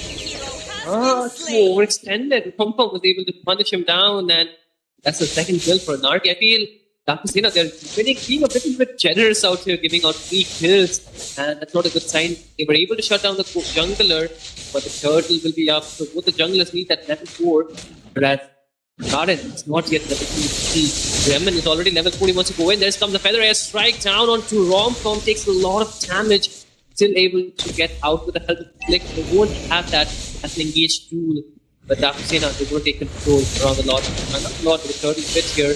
Objective number 1. Arch trying to get the level 4, but there comes the engage from Romcom on towards Haitatsu. He gets the stun. The turtle will be slain by Lemon, and they're trying to chase down Art. He will be falling down as well, and left. It seems like Romcom might have hit an end road out there. That end for him. He can take it down too. Narki takes back what they've given so far. 3-2 lead here. At the gold side, we have seen a little bit of a bow damage being traded. Just want to extend, but Lemon with the Quad Shadow lands it, and it's a shadow kill being used, but more like a shadow slash as Fate find his way and turn those Fate into reality by using the flicker so well. Purify being used, real world manipulation, but it's more like a change of spell, a change of skills. And in short, that was just a short trial of an upcoming intense fight that we are going to witness shortly, as the next turtle is going to spawn around 1 minute. It is 3-2. Team Dakusina with a 1-point lead, and they are just 1 win away for qualifying to the LAN in the MEX FEI Grand Fest. And this tournament, just in case you do not know, has a prize pool solid of 2 lakhs, going to be followed by a trophy and of course the certificate to prove that they are worthy of this. And also, not just a single game of MOBA 5v5, multiple gaming tournament is going to be organized in this tournament as well. If you want to witness all those tournaments, make sure you check out the Mizawa Esports Association in the Instagram. And of course, our OG game, I should say, Dota 2 is going to be included. And tonight itself, Dota 2, the international grand finale, is being played. It seems like in Dakusina, they're trying to play a game with Anarchy, mind games, while they're at it for the second turtle of the match. And Haitatsu, he needs to engage this team fight. That's why he's trying to get the vision around the map. Yes, they have a good control of their game so far. The map has been controlled by Dakusina a lot more. Anarchy, they have been able to answer back, but for how long is the question? If an engage comes in, they really need to throw everything that they have in their arsenal. And again, turtle coming up already. They want to take a pick off. It seems like onto the mid lane. Lemon trying to go for an engage onto its Art. At least get out with the quad shadow. And there comes the final slash onto him. It takes him down. And that's the wrong timing. There comes the Art. They're going to throw the members down. And Romcom takes a lot of damage. Jazz goes in, takes the shut down. But the turtle, who's going to take it? The question is definitely Raj with the help of Retribution. And there comes the Ejector. And Funny Valentine will be getting taken down. As well as the AOG gets a bit late, takes a lot of damage, has to get back. No revitalize available for Haitatsu. Really quick turn around coming in on the side of Anarchy. They're able to equalize the goal here after 5 minutes. Literally a turnover that we have just seen, and Anarchy, they are getting closer as well to qualify for the LAN, and of course they are a little bit far away as compared to Dakusena, but just look at bot lane here. Three men are literally being setting up for this fight. Here goes the ejector, lands it perfectly. Romcom with the final slash, and the Zaman Force literally slow him down and really survive longer. What are doing Jazz, but not yet. It's a shutdown kill coming from Romcom, and this might be a way Anarchy are going to find back in this MEX FEI Grand Fest Season 1 in the MOBA 5v5 category. And this is the sweet stage, the LAN qualifier, and I can smell a best of C3 series coming up and beat with a mega killing streak. Exactly, and while that fight was going on, they also got a shutdown up top on towards the goal laner rather than winning a 1v1. So they're actually winning on a lot. They're getting the crucial shutdown and able to get a really good lead as of we speak right now. But again, Karan wants to get the top lane fight done, but again, Faye takes a lot of damage. Jazz all by himself in between three members, getting all the hits, still surviving, regening backward for how long he cannot. Down comes the feather air strike, but it's not going to be enough. AOG was used to, but just for zoning. Peekaboo Predator takes a lot of damage, but here comes Lemon with the quad shadow, but inside goes Romcom. Find some kind of splashes out there, to find some kind of shutdown, not to be too successful. Again, Nakir with Takusena, they're not really able to respond back to the aggression coming in from the side of Team Anarchy in this moment to peak off. And the third week of the 3 will be up. Okay, Romcom wants to go in. Once again, takes a lot of damage and will be falling. Funny Valentine able to pick up the kill. Will they find the third one? The question has able to give the vision. There comes the feather air strike onto Wataz. Really low, gets the ejector on towards Rarin, but not Rarin, but Jazz. But okay, Art ends hits with mice and he will be falling to it. Like Bait might be stuck there. Pick up the Predator, finds the shutdown. Bait a bit too out of position out here with the team not really being available next to him to be able to walk out. But Anarchy, despite getting the turtle, don't win the team fight here. Turn by turn and play by play, both teams literally just outshine each other non-stop. But when it comes to the team fight, what a masterpiece we have just seen. It is just so beautiful. And guys, this is not a Philippines tournament, and they aren't either imported. They are our fellow Indian team, our Indian player who are playing this amazing game. The blue side are Team Dakusena and the red side are Anarchy, and I want each of you guys to know that one quite clear. And here comes the charge going, and even Haitasu would he be picked off. Look at that final slash, what a beauty. Absolutely, the stun as a clutch. What a mechanic coming out of Peekaboo Predator. He was able to get the stun and able to use the wings by wings. But oh, Romcom, no, he takes revenge. Peekaboo Predator says, I will take that personally. And Art falls to following Romcom and Anarchy. They're not really able to get the aggression answered back here. They have to go for the defensive play here. Lemon want to push the top lane. So far, only 2 turrets have been pushed in the map. One for each team. Rarin wants to get the rotation up top alongside Vid. He against Lemon. He uses the mountain shot. He gets the vision. There's the quad shadow available as well as the shadow kill for Lemon. Now the shadow kill actually takes a lot of damage. And no! He gets taken down. That's the jungler here once again. Falling for the 4th time here. They were literally just running around after each other. But in the end, a quad shadow, if it is being weighted, or shall we even say like camped perfectly, can work it well, isn't it? We are not seeing the perfect ninja for now, but it is Lemon, Ska, Hayabusa after all. He would find ways back into the game, but not for now, as it is a 10-all equalizer. And when it comes to the bot, the jungler particularly, it is of course Ren getting the slight lead and even a level 2 lead right now. And if they go to the Lord, it might be interesting. Just getting a little bit of an extension, but he can literally regenerate himself. But the OG is turning things around again. Absolutely, and there's the Diamond Force dealing a lot of damage onto us Haitatsu. They've got a shutdown, but oh, Rarin, you need to be careful. You get a lot of damage from Funny Valentine. He's able to maneuver his way out. I'd want to go in with the unstoppable force as well as the ejector, but did not find the target he was looking for. Has to force out the flicker, and very big resources are being forced out of Anarchy. They only have the RWM for the zoning out, but no, here comes the Feather Air Strike to zone Team Anarchy away from Lord Pit and towards their side of the map. Jazz constantly soaking the damage to zone the members out. Art's finally back for the Lord pick. It's 50 chance for both teams. Again, they're ready for this. Okay, Romcom with the flicker play. Final flash goes in, and RW drop down onto his high. Takes a lot of damage. Diamond Force drop to the Lord gets taken down as well. But Wade will find the shutdown, and it seems like Anarchy, they're able to win that fight out. They get 2 shutdown for 1, and they get Lot 2 Feather Airstrike just to clear the waves out. But can they defend here? Yes, they can. But however, Lemon wants to find an angle to go. He does not have the shadow kill to get back. But Anarchy answering back whatever they have lost and still holding on to their hopes for qualifying into the LANs here. Blue team turret has been destroyed. That might be the place, the style that Anarchy were hiding the entire time, so that the game can be more interesting. Because to be honest, last night both the LAN qualifier were 2-0, so maybe we might get our very first 2-1, isn't it? This is just going to be so interesting. And at the same time, the Lord is going into the bot lane, and both the sides are not taking seriousness in that Lord is in it, because see, the Lord is wide open and both team are not going to do anything. But from the side of Dakusena, they're slowly puzzling up, putting it together themselves here.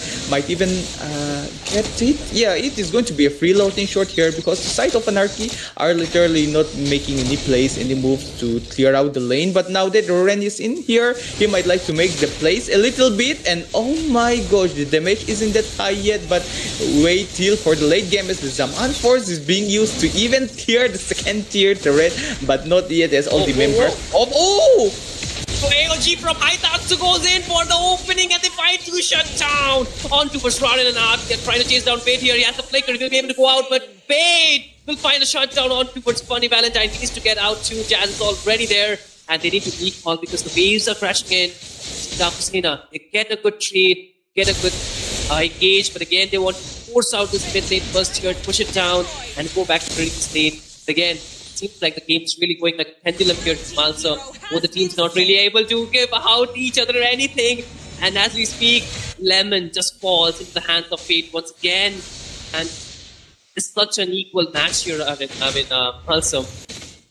This is the kind of game we are thirst for, isn't it? And we are seeing it right now. It's 4 equalizer coming from both the parties. But when it comes to the gold, Team Anarchy are slightly leading it. But for the kind of team that are just so outstanding, the top teams that we have in India, of course, this kind of game is expected. And a gold, it doesn't matter. Just make sure that no one extends and get the pick off, because that is how they are going to turn the game around. And let's just check out those objectives secured so far. From the side of Anarchy, it is a 5 turret being secured, and for the side of Dakusena, it is just 2 turret. And also, let's not forget the itemization, ladies and gentlemen, everyone watching the stream, check out the item that is being displayed here. These are the items that are being used. No immortality is being used yet, but make sure that after reaching 17 or maybe 15 minutes, we might see tons of immortality. But conceal play started already. Oh, unstoppable fourth on towards Funny Valentine, forces out the flicker from Art. He needs to get back again. A full-fledged fight.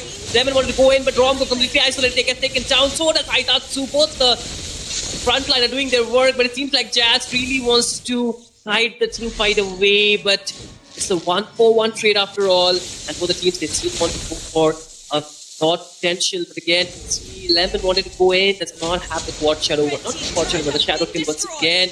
And both teams actually, they're still holding on to Lord, not really starting it off. Radin is still there, but will they take a full fight before the members are back? It's 2 seconds away, but again, there's the Feather Airstrike, forces out the flicker from it, and he will get shut down by Lemon. And Radin still trying to give some damage to Jazz, who's really healing it all up, man. He has so much stake in at this point, and it's completely zone out. Anarchy from the Lord hit, but I think Art Rom-Com say they're giving some weight. There's a concealed play coming in 50-50 here. No, Lemon will get the secure. Drop the Lord with the help of Retribution. The ejector was definitely used, but no follow-up damage. Feather Airstrike zone the members out. Both the teams, they need to go for this engage. Dakusena gets the Lord. Daku Sena needs to find ways back into this game, but however, that seems to be a successful fight coming from their side. As Funny Valentine getting those core item and this Lord being secure is going to be a game changer for them. With a one good push can literally end the game for now, or even at least secure an inhibitor is going to be a big thing. And for the side of Anarchy, it is going to greatly rely on the counter plays that they could have made. It would be nice to break down that team fight that just happened recently and how the Lord was being latched out, but for now, we might see some more skirmishes. He can't find the game this time. He literally got thrown out and AOG! AOG on the back, two members, but no follow-up again. The range was too far away. Fade using the Zaman Force. Funny Valentine still needs to be there because Haitatsu is getting taken down. His immortality is down. The Lord will get cleared. Anarchy able to just turn that fight around somehow or the other. 1-for-1 trade. However, both the teams, they're not really looking for any more fights here right now. Team turret has been destroyed. Both Anarchy and both Art and Haitatsu are just a great roamer, but in this kind of team, they are facing each other. They are not giving each other a chance. Like, what if Gato, that is Haitatsu, extend one step a little bit deeper, then they will start beating him up. So is Art. That is how dangerous this game is. Even for a roamer, it is really difficult to check the bush alone. And if you are going to check the bush, you need to activate the conceal and even get some allies here, isn't it? But Jess going inside the Jess might be a little bit risky, but will they burst it out? Oh no, there comes a shadow kill as well, but not enough damage. Funny Valentine, wait, trying to find the damage. Finds the mega kill, and this might be it. Anarchy, they're marching with the minions from the bot lane. They're trying to clear it out fast enough so the members does not resurrect back, but mind you, turret HP is really low. They might just find the opening here in a bit down, and there's the shadow kill not really available. Unstoppable Fade, making sure the fate of Anarchy is not stopped here. There's the feather air strike, but will it really matter? The zoning coming in from Rob will shut him down. Beacon Threat, there's no more. The only one standing will be Haitatsu. The waves are here. A few minions, it's just the cannon being a small one. Can he clear? No. Fate, the Sound Force leading him down. Anarchy equalizes the score 1-1. Still in this game. Victory! What a match, and that is the kind of game that we were anticipating for this entire time, isn't it, Shin? A 1-all equalizer, a balanced game, and of course, lots of things has been done by the side of Team Anarchy, but however, they are the one who deserve that win, even though losing the draft a little bit might not favor them, but the way they can slowly manage each other and find ways back into this game, losing the early to the mid stage, okay, it might be struggling, but from the earlier, or shall we even say like when the late game is about to begin, we will start getting our core item, getting some pick off, and eventually even a Gato can be literally gank up by us. And that is just how Team Anarchy are setting themselves up, and in this kind of tight situation, they are winning this match, isn't it? That is an excellent match, and look at that turret damage coming from both the parties, and Harriet with a fate, with a Harriet, 52 damage. Okay, that is something that we have to think, especially for both Rorent and Funny Valentine, because they are the kind of physical hero and the kind of hero that can beat a little bit of an attack speed and who are expected to deal more turret damage, isn't it? But however, with that being said, we can't prolong about the analysis or break it down, as we have just proved it. Both teams have just proven themselves that they are just a great team and are going to be warm up for game number 3. The match will start shortly, but however, we need to make sure that each and every one of players are getting their comfort, going for their needs. We'll be right back in a jiffy, but don't go anywhere, as this is not going to be the kind of break like 5-10 minutes, just a quick one where both teams are getting their comfort and the match is being started away.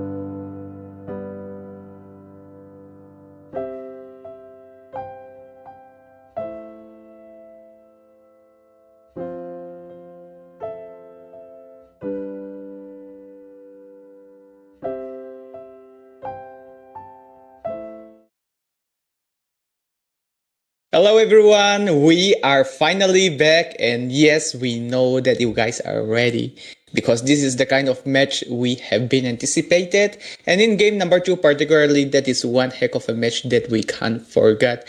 The way Team Anarchy are turning the table into their side, and of course how the Kusena were controlling the game, but however in the end we have to call only one winner. This is one equalizer from both the side.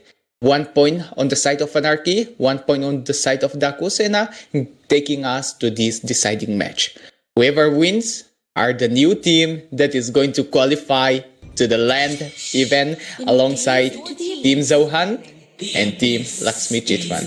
But however, to get more information about what we are watching, you are watching the MEX FEAI Grand Fest Season 1 in the MOBA 5v5 category. And yes, when we say category, it means that it is a multiple gaming tournament that is being played in this tournament itself. If you want to know more about the information, updates, and anything that is going to excite you a lot, especially for those LAN event, make sure you check the Instagram page that is the Mizawu Esports Association. And tonight we are happy to share each and every one of you guys that we are well equipped more than the other night, as tonight it is us having our very own streamer that is none other than Issei, and all this kind of wonderful edits is done by Mr. BT Edits, or maybe that is more like his brand name. Let's just conclude it like BT Edits. And of course, when it comes to the voice talent, it is me, myself. And of course, when I talk about myself, it wouldn't be that applauding, but when it comes to Shinryu, the guy who qualified for the LAN, is here to make those impact, and that is going to be something exciting, isn't it? So Shinryu, why don't you break this down? Draft moment. Mm-hmm. Absolutely, and this time we see again the respect being put for Jazz. Banning his hero out, the Lapu Lapu, not really allowed after the first game. Very completely dominated, of course. But again, alongside the Lapu Lapu, there will be a Selena ban for Peekaboo Predator, not to let him dominate the early game. Whereas the side of Team Haitatsu's lineup, that's going to be the Takusena, of course, is going to be the bans coming in. That is going to be the Baxia as well as the Kalea. So they're kind of banning out the tankier heroes, fearing or making sure that they do not really run freely around the map, giving those pick up, giving those quick rotation. The Lancelot once again ban, but this does open the YSS, the CC with the last ban from the side of Team Takusena, of course. But again, I feel Team Anarchy, they will be more than happy to walk out with the YSS once again here, Malsum. Straight up Chi Senshin Van, of course, he is the double S tier hero. And if we can talk about the other caster tonight here, if it is alright to say, like, if a Yi Senshin is open, then if you do not pick Ash, TZ is going to start scolding you the entire And of course, when we are going to talk about the mage section, and you can pick it, like for the first pick particularly, there's a Jujin, and if you do not pick, then we got another guy named as Mr. Ray who is going to start talking about it, and if they ban, he would start glazing that she is too good, and if they pick, he's going to be so one-sided again. But however, we are Shinryu and Malsum. We are not going to do that one. Our other caster are just great and awesome, but tonight they might not be here, but tomorrow, day after tomorrow, we might bring you another interesting, amazing caster, because I'm going to take my off finally, and I'm so happy that I could take off finally. But however, for our LAN qualifier, Mr. Shinryu, he would be there to assist you, and I think that is something new for Mr. Shinryu, but well, that's the news. And yeah, before you say anything, let me just go straight with the drafting section. And this time, Red is going to go full bulldozer moment with the Fragin. And this is how I know Ren, the utility meta, when he plays the Fragin. The kind of Fragin that refused to die. The kind of Fragin that just competes so well with a Matilda. And are with a Matilda, that is the kind of plays they are going to start painting in this entire scenario. And I have high hopes if a Matilda is open and being picked away by the side of Anarchy, GG's to the side of Dakusena. But do keep in mind, Team Anarchy are the one that beats LCF, and Team Dakusena are the one that beats ABM. Lots of pressure and support are goes to both the teams, although they might not be so popular personally, but of course their big name and what they have done truly shines a lot. But now that we are finishing the first 3 picks, let's see how the second phase of drafting of the banning section conclude this draft. What's interesting to me is the fact that both the teams, they actually pick up the heroes which will probably get banned in the second banning section. Okay, like last game the Moscow was not open, the glue was not open. This time they just picked it up before it actually gets banned, leaving away the heroes, especially into the mid lanes. Last 2 games the mid lanes were really prioritized. This time they are like, okay, we can just halt it for a little longer, but guess what? Dakusen as well as Team Anarchy, they're gonna just ban the heroes onto the mid now, because they know that mid control is gonna be really important, and the Faramis ban might be a really confusing ban for a lot of our viewers, but guess what? It's a direct counter towards the glue, because the glue, when it goes to the split, or when it when it gets to split into small section, the damage from the second skill of Faramis can really burst down whoever stands near that. So it's kind of acts as a counter towards the glue, and this one more hero that can do the same is going to be the Vexana actually. So the Vexana can do the same. So, and more better, the Vexana is actually buffed, and it's one of the hero which Bit really likes to use. So the Zushin is banned, no more Mr. Ray blazing the Zushin here, Malsum. So let's see, the 1-1 is open here, and I feel that might be such a good pick to go against the Moscow, because the Moscow second skill can be immune. The first skill, he can dash away how much he wants, but the 1-1 can chase him down. And when he goes to crossbow of tank, good luck, man. You just need to run for your life at that point. Exactly, and it is of course Funny Valentine who might pick it away, but he's the kind of guy who is going to be more comfortable with heroes like Nathan, of course. He just wants to go full committed. He don't want to tease around. I mean, Funny Valentine, he doesn't play around. He just want to go full brutal, and that's how he used to play, and that's how he used to ace the gold lane, isn't it? And you know what? The way you break down Faramis was just so good, but there's one important point that you just missed out. What if the side of blue, that is the team Anarchy, picks the Faramis and follow up with a Matilda that is just going to be so powerful, and how are you going to kill this Red? And on top of that, Fate, he's going to start split pushing non-stop, isn't it? He'll just be there somewhere around, and the 4-man is going to be strong enough to literally hold the entire 5-man of Dakusena, and if the SOD lands it well, this might be another clean sweep easily being made from their side. But however, this is 1-all, and the clean sweep that we are talking about is when it comes to the team fight. So here is Art with the Grok, and you know when Art pick Grok, isn't it? We don't have to talk about it. We don't have to talk about it when Art pick Grok.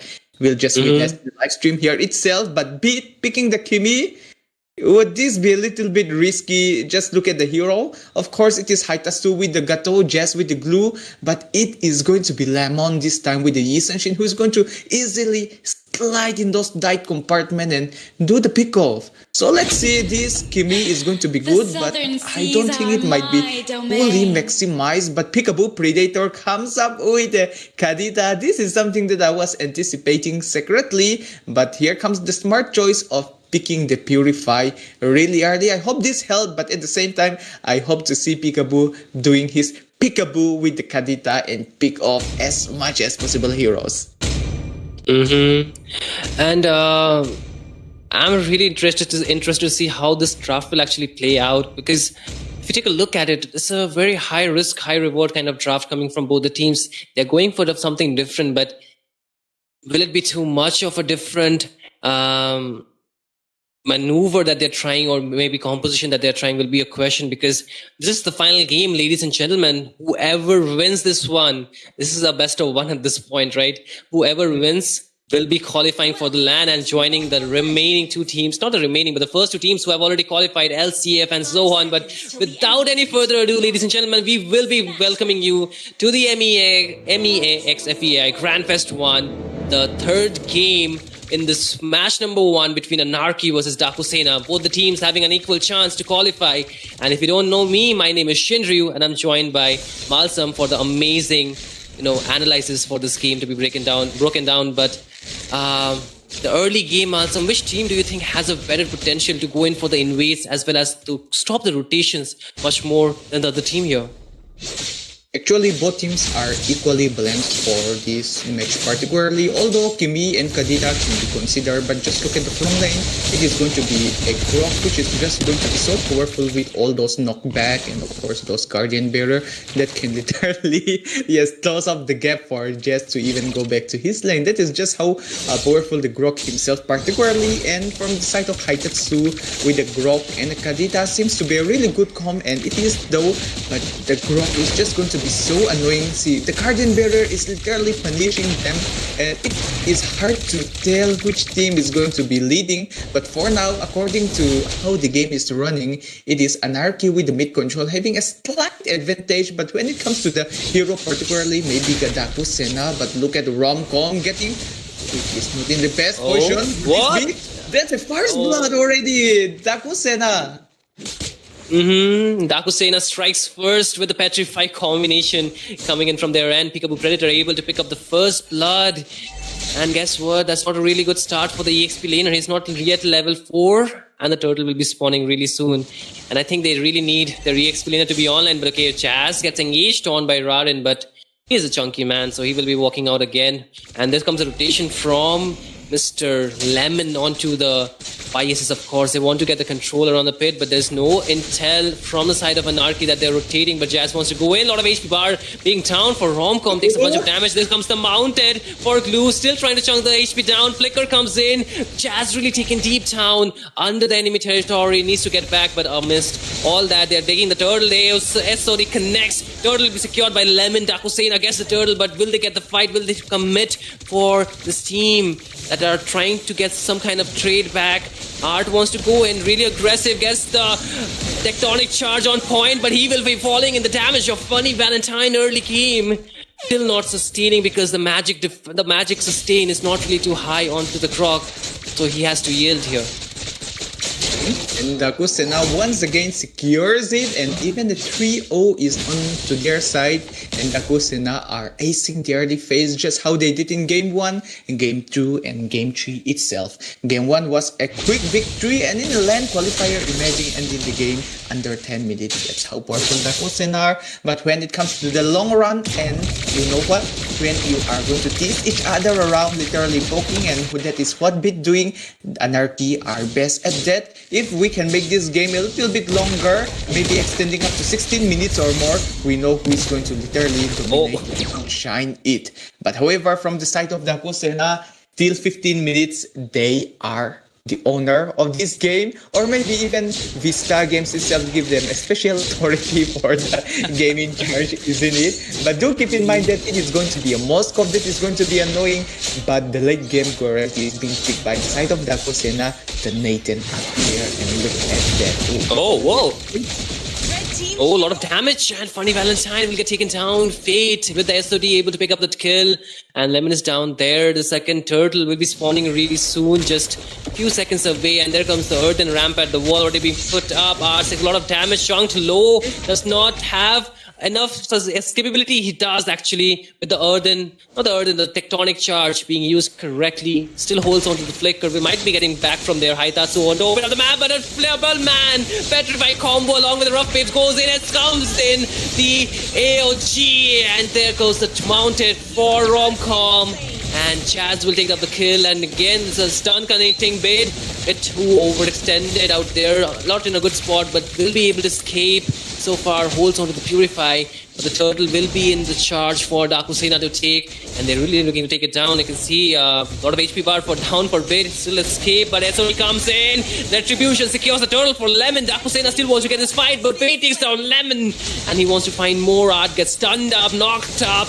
Will he be surviving? The mounted from Blue forced out the flick under the turret, but a lot of damage for Jazz here. Will he be still surviving out that? But no, he wants to take that Art, but he will be traded off to Bit picks up the kill, and both the teams walk out with good trades here. That was just so tight and still, Jazz. How can he survive that long and take along with him someone? That is Jazz for a reason, isn't it? And as we already know, both the teams are just so underrated that they deserve their name to be printed somewhere in the billboard. They are just good here. It is 6-3. Dakusena, although leads it for now, but for the kind of team like Anarchy and Dakusena, the goal doesn't matter. The score difference doesn't matter. Just how you make those play, how you make it impactful. And right now, just check out those items. Most of them are getting their first item already. There's no huge gap between the itemization.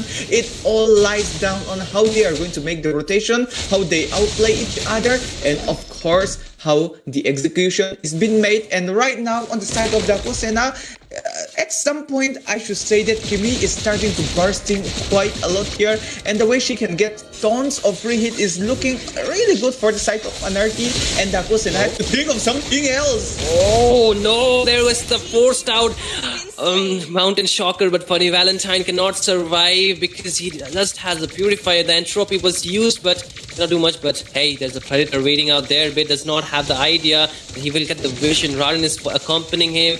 I have to open up the map, but Jazz also there, still holding on. The bot lane might just get pushed slowly but surely. There are two members out there, Jazz rotating, but it might be too late. As you can see, the turtle will be up here, Malsam, and there goes the first tier down bot.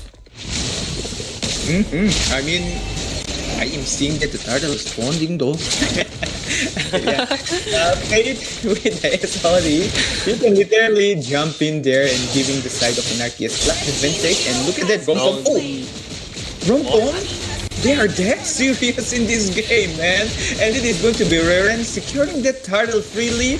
And even the spear of destruction doesn't land though. At least attempt is better than not trying. But the fight might extend. Well, Charge does land though. Jazz going in, Pit getting all the free hit. This is going to be interesting. No rough waves available for pick up a Predator. Takes a lot of damage, but it doesn't really matter. He will be able to get out with the first kill, of course. But Chaz, bit too deep. The final slash bit late. The flicker saves him up. And I feel Dakusena, they have to go for a bit defensive. They need to slow things down. They do not have the luxury of the gold. Currently just 1k behind, but still they need the items to actually be back again. The third turtle was completely secured by Anarchy, and they're really looking to dominate. There are 3 turrets in lead, 2 actually compared to 1, which have Team Dakusena have been able to take down. Again, the bot lane, they're finally able to get some map space, but the SOD connects on towards Peekaboo, but will he commit? Will he go for it? I guess not, but the rotation is finally coming from the side of Anarchy. Will they be able to find a trade, find an engage on towards Haitatsu? No, he will be able to go out, but there comes the flicker on the out and rampant alongside the tectonic charge, getting the stun, double kill for Bid, killing spree for Fade as 3 members get taken down. And the 2 standing will not be able to defend the aggression that might just come onto the middle and second tier. Itemization once again really favoring Team Anarchy here. Literally, 3 tough wood is being coming from the side of Anarchy, and Jazz doesn't look like an EXP laner anymore. It's more like a mage that is being played there. He's just so squishy in front of all the 5 heroes that is literally poking him, punishing him, harassing him. And of course, Bid, this Kimi, we were talking about not working so well, but the final slash does slash so well. The Guardian Barrier is closing up the empty spot that they have, but somehow they can't extend it a little bit longer anymore because the Lord is going to spawn. Fate secure botlane second tier turret. It is a 404 KDA that is really perfect, and of course Beat with the Kimi that doesn't suit it so well, but make it suit because it is a Beat. After all, he's putting all his might, all his game, and all his strategy. And here comes the split, does grab it and counters it. Oh, final slash onto the back line. Finally, Valentine really low, but cannot find the final vengeance slash on towards him. A lot of HP bar down, Sporad, and he will be punished. And Lemon trying to run with the Mountain Shocker, able to stun, but Fate will be chasing him down. He really isolated, but no! The SOD connects, and down goes Lemon. They're really trying their best to hold on to the front line. The back line is not in a good spot for the side of Team Dakusena here. They lost a lot, and right now they need to defend, but they do not have Lemon. They have the rest of the member, but I think they need to hold on to their inhibitors for a bit longer, because if they don't, they might just have a game over already. Lemon, as already explained, or should we say, break it down a little bit. Even in a tight compartment, he will still find ways to slide it in, but the goal difference is just so wide at some point, and the barrier isn't What? Our time, and wait, Beat? He can pick off It just got taken. Yeah, How? like the Mountain Shocker No way. Maybe Daku Sena are going to extend this game, isn't it?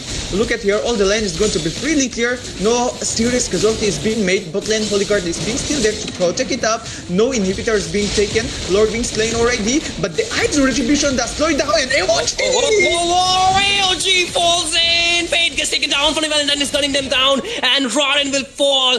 Finally, Funny Valentine is online here. We might be seeing a deja vu from yesterday where the same thing happened, but on a different team, on a different member. But this time, the same hero though. And they're really able to take the mid lane first here though. Here comes Lemon, takes a lot of damage. Conceal play from Art here, but Lomcom will find Lemon down. There comes 3-man knockup. But Funny Valentine will be hitting him down. And he's hitting like a truck.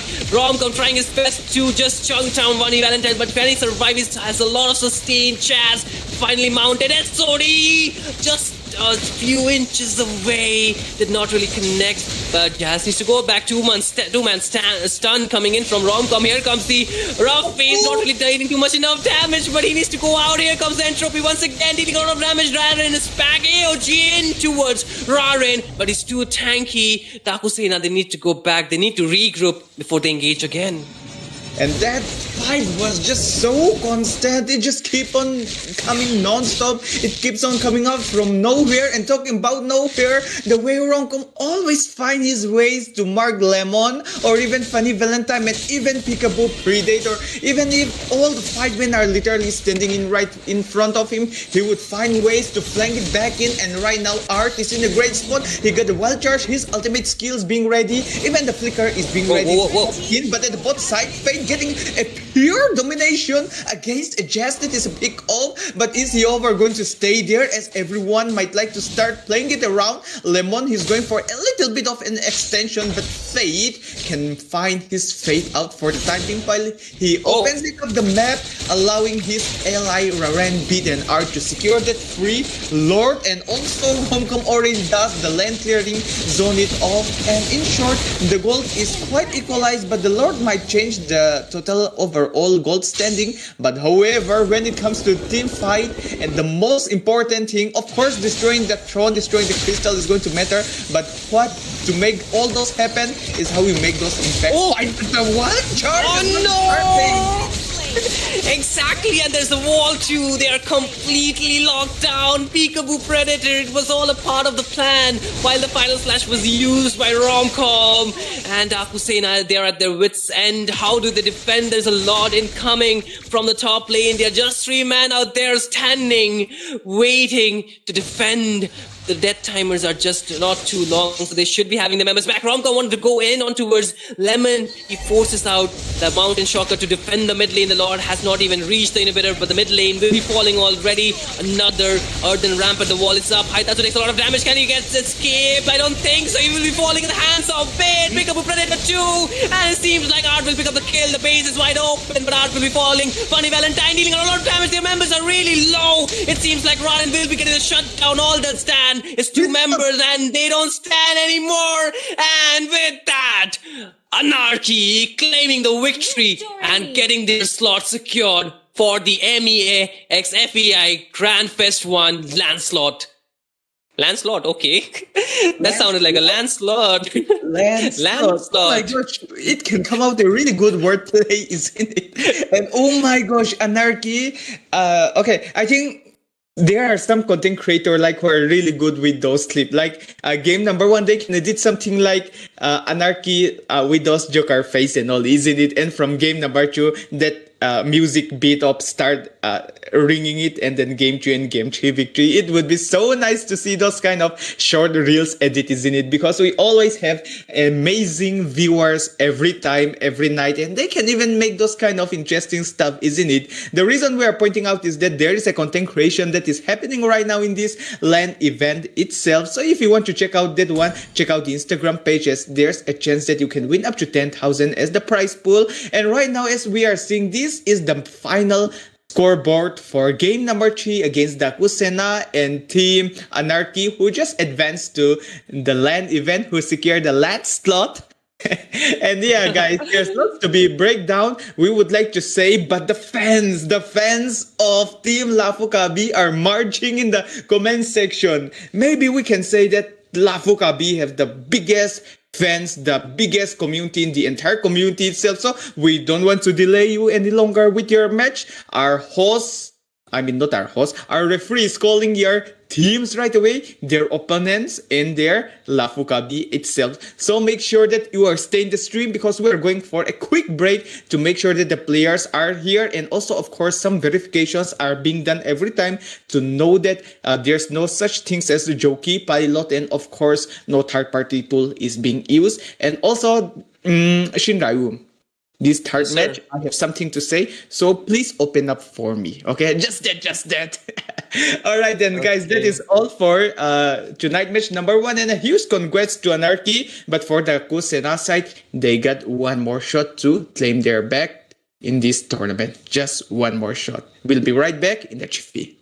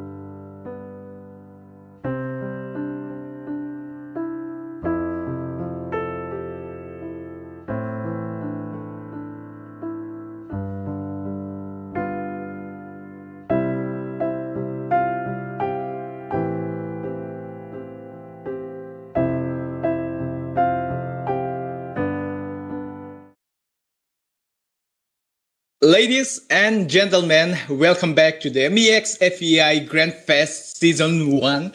And this is the MOBA 5v5 Legend Tournament category particularly. And yes, we have separate a different category just because it is not just a one tournament for this one. It is going to be a different game that is going to play in this Grand Fest. If you want to know more about it, check out the Instagram page that is the Mizo Esports Association. And yes, everyone is waiting for the moment. We are waiting for that particular person, and it's none other than the direct mid-gap moment that we are going to witness. And that is the red side, Team Lafukabi, and at the blue side, it is Team Seoul.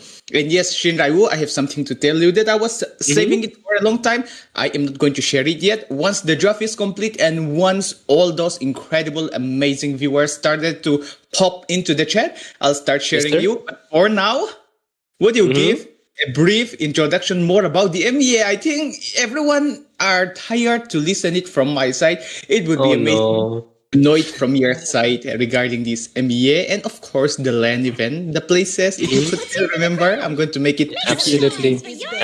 I do. I am up for the challenge, But again, I always love to hear it from you because you give me the best time hearing to it. But again, let me take the honor for tonight. It's gonna be the MEA x FEI, ladies and gentlemen that you're watching. I'll repeat once again, MEA x FEI Grand Fest 1, and this is of not just Mobile Legends 5v5 event. There is a lot more happening around here. So if you're just joining new, let me just break it down for you what is happening, because this tournament has a lot more. It's like an extravaganza. It's like a festival. So it will showcase a lot more games apart from the MLBB. It's going to be, the games like Dota 2. There's going to be the BGMI, FC on PC and mobile, of course. And we all love a little bit more, things to be added, right? And there's also going to be a content creation opportunity for the newly budding content creators out there. So you got to be watching out for all of that. And like Malsam asked me if I still remember the MEX location or not. Of course I do, Malsam. How can I forget? It's going to be the Art Deng Tuama Hall right in the heart of Mizoram. That's going to be the Aizawl, the capital city, of course, and we will be witnessing that on October 16th, 17th, and 18th. Mark the dates in your calendar, ladies and gentlemen. Book your tickets, book your rooms, because the crowd might just get too much while you're too late waiting for it, right? But again, the thing about the LAN event is that specifically for MOBA 5v5, only 8 teams would be qualifying for the LAN event. And among the 8 teams, 3 teams have already marked their names out there. We are waiting for the 4th one tonight to be, getting that slot. It will be either Team Lafukabi or again, Team Seoul might just make their way for the LAN event. So let's see who it's going to be. And I feel, Malsam, I need to throw back to you because, I just forgot one very important thing. How can I forget to give a shout out to our sponsors, of course. The MEX FEI Grand Fest 1 cannot be a possibility or cannot be happening without our lovely sponsors, of course, CK Hyundai, cheering the hearts and minds of the people, as well as our internet partner, of course, Next Gen, making sure the connection stays strong, the bonding remains unhinged or, uninterrupted throughout, no matter wherever we are. And of course, we have MOBA 5v5, especially the Vista Games powering us for this tournament. And how can we forget our collaboration partner? That's going to be Dante Esports to be there to constantly support us for this entire event. But back to you, Malsam. I have to throw you. Of course, don't throw it to me so hard because this is going to be so much direct mid-gap happening in this match number 2, man. And yes, this is quite interesting coming from the draft section already. Yes, come on, who win Selena unless it is your direct mid-gap, isn't it? Sorry for repeating, but come on, that is just a big banger, isn't it? And right now from the side of Team Seoul, I have to extend this one, but I want to say it already, but I will control myself for now. But later on, don't stop me if I glaze it too much. So for the LAN event particularly, we have Team Zauhan and Team Lakshmi Chitfan who qualifies already. And tonight, in addition to Anarchy, we have 3 teams. And whoever wins this match in this best of 3 series will be the next contender to qualify and to fill up to 4 slots in total. There's a high chance that Team Seoul might qualify from the Mizoram particularly, and of course Lafu Kabi from the Manipur. And this is going to be interesting. And if I am getting the right information, the entire member of Team Seoul are all Mizo, and the entire member of Lafu are all from Manipur. And that is really interesting because in the chat section, it used to get really heat up. You know why? Because they used to taunt each other, not in a bad way, like the fans. They used to say like, let's go Team Manipur, let's go Team Manipur, let's go Team Mizoram. Like that, we used to cheer each other. And we can cheer as our state name when it comes to these kind of interesting teams, isn't it? So this is what make this match more exclusive and more interesting. And there is some sort of rivalry. I do not know that both the team count as a rivalry, but that's something that I would like to share it later on as more members come in. And it's your favorite Zozo picking up the Farsa already, and it's Brusco, Shanit, Nep, Eka with the Grok. And of course, when it comes to Seoul, Blade No Mercy. Oh, I get a small investigation and it is Blade No Mercy, okay? Yep, with the LAN slot is what expected. And also I was expecting to see some sort of like a Fanny or a Link to come up. But come on, we are going to get one heck of a show with Blade No Mercy is the old version. King Blade with his Lancelot, and look at that. Mint Liu Jiha with the Katita and Ilu with this high loss. In the most recent match that they have played, I was laughing with the high loss, but after 5-7 minutes of the game, he made me feel so bad because he can't die anymore. The turret can't die. The only way they die, it is not impossible. So they just win the game and take us to this full 2-0. Falling apart. Absolutely. And while I was, mentioning all the sponsors and everything, we just missed one very vital thing out here, Malsam. If you take a look at the ban, the respect bans coming here, the target bans coming here, right? The signature heroes completely denied to Zozo. But can you stop him with the signatures ban too? Can you stop the direct mid cap or the direct mid cap from happening onto the mid lane is going to be a question, right? If Mintley is going to play this Kadita, then it's going to be 1v1 onto the mid lane. Nobody interrupts. It's going to be the 2 mid laners battling it out. The better one wins. But hey, that's all for in the game. But for now, the draft is what we will be talking about, bringing it down. Team Soul, they have gotten their 3 heroes, a good frontliner, a good burst, and a good hero to secure those objectives, of course. And the same could be said for Team Lafukabi as well, right? And you know what? If I remember correctly, Ashbourne was the player who got a Savage with the Lancelot, right, Malsam? So his reputation precedes him out here, of course. And a few more names that I want to mention from the side of Team Lafukabi that I actually know about is going to be Blair the Dogman.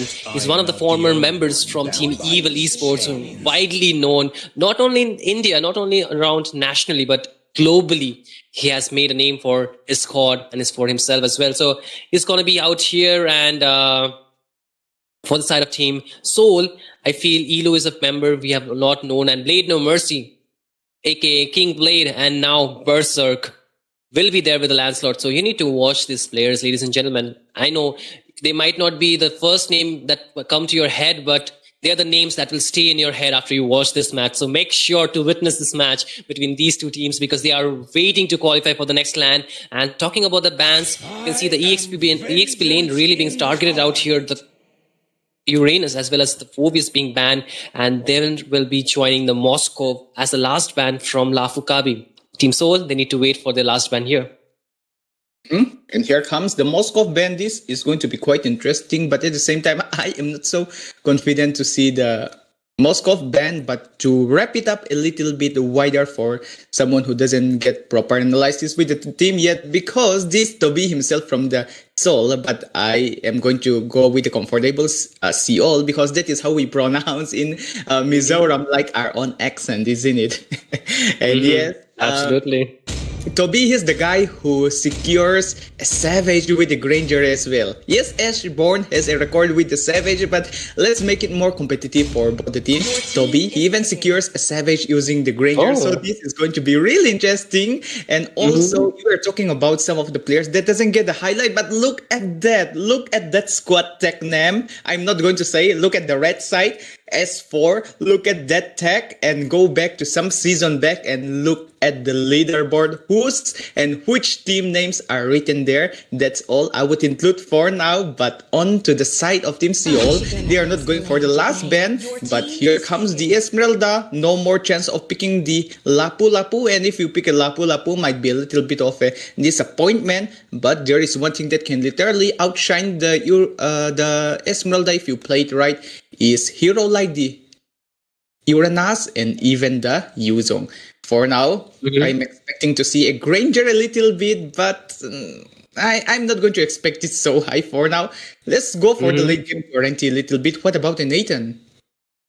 The Nathan last game, it definitely worked, but it seems like Seoul, they want to go for the Lapu Lapu despite their Esmeralda. They're not really afraid, and I can see the comment section really spamming that Ashborn is the formal evil jungler. That is still how, if I pronounce that right, if I make a mistake in the pronunciation, sorry about that, but I'm trying my best to pronounce it the way I can. So there might be a difference in pronunciation, but that's a proper noun, a name, so it can be pronounced the way you want it. So Tilho will be there alongside evil.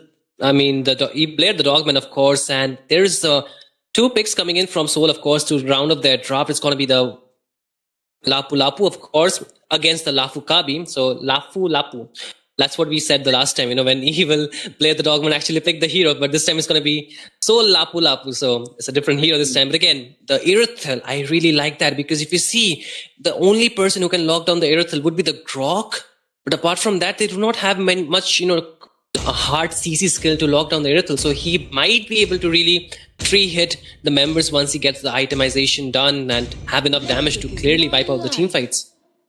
That is somehow possible, but according to my perspective, I'm not seeing in different corner maybe, but this Esmeralda, even though it gets the Purify for now, if he goes for some spells such as the Vengeance, it is going to be more powerful. But without Vengeance also, she can go with the Blade Armor, isn't it? If she goes with the Blade Armor, see who is going to stop her. She's literally going to walk straight up. She doesn't have to flank around. She'll just go straight into Toby and giving a hard time. And if Toby tries to shoot it back, the Blade Armor is going to hurt a lot. And if Toby decided to go for the Malefic Roar, that is going to be a great choice. But Malefic Gun or Malefic Roar, that item can literally change the scenario of the game for the side of Seoul as well, isn't it? So the draft is quite interesting to me particularly, but the last pick, Herit, is going to be something more interesting. And the side of Team Seoul, that one pick that I do not dislike is the Lapu Lapu. You will always see me cherishing big hype up when the Lapu Lapu is there. And of course, the first turtle might be an easy go for the side of Team Seoul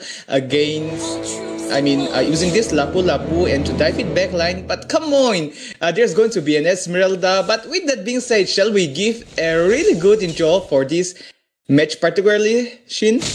Absolutely. Ladies and gentlemen, welcome to the MEX FEAI. If you're watching, don't forget to like, subscribe and share this, because this is a great match going to happen between Lafu Kabi onto the red side and Team Seoul onto the blue side, already going for a little bit of skirmish. But again, this is the qualifier for the LAN slot. So whichever team will be winning it here will be proceeding to the LAN, direct qualification for them. No need for waiting. But again, what they do not want to wait for the poke damage against Seoul.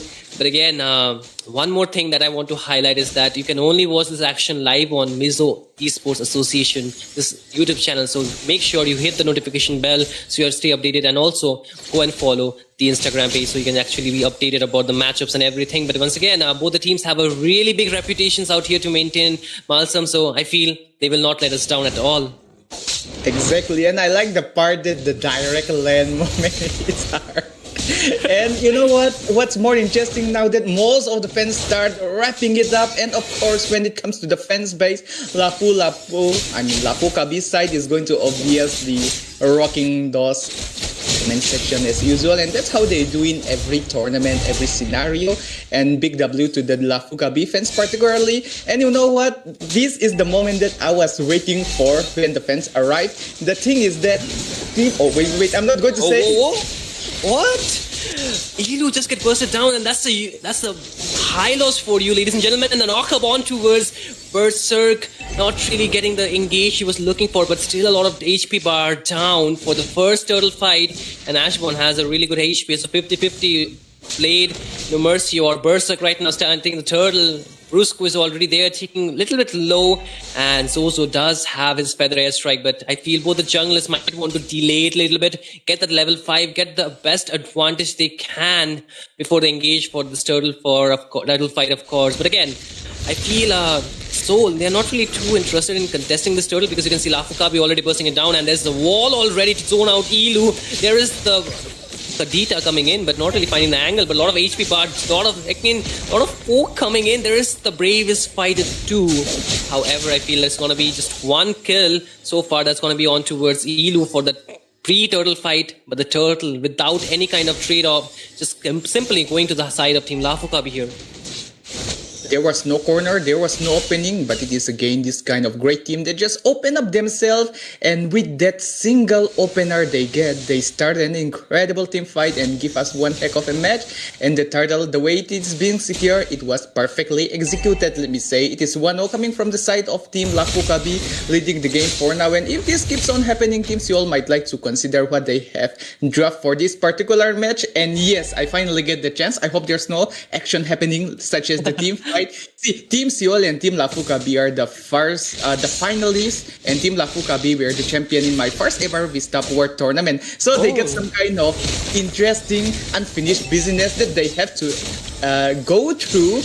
That is what I was always rooting for. But look at here, the fight might break up a little bit. He's getting so much damage, and the feather airstrike literally is from Zozo, is bursting them down so much. It's 2-0, leading coming from the side of Lafukabi. And right now, from the side of Seoul, they have to reconsider what draft they have been made.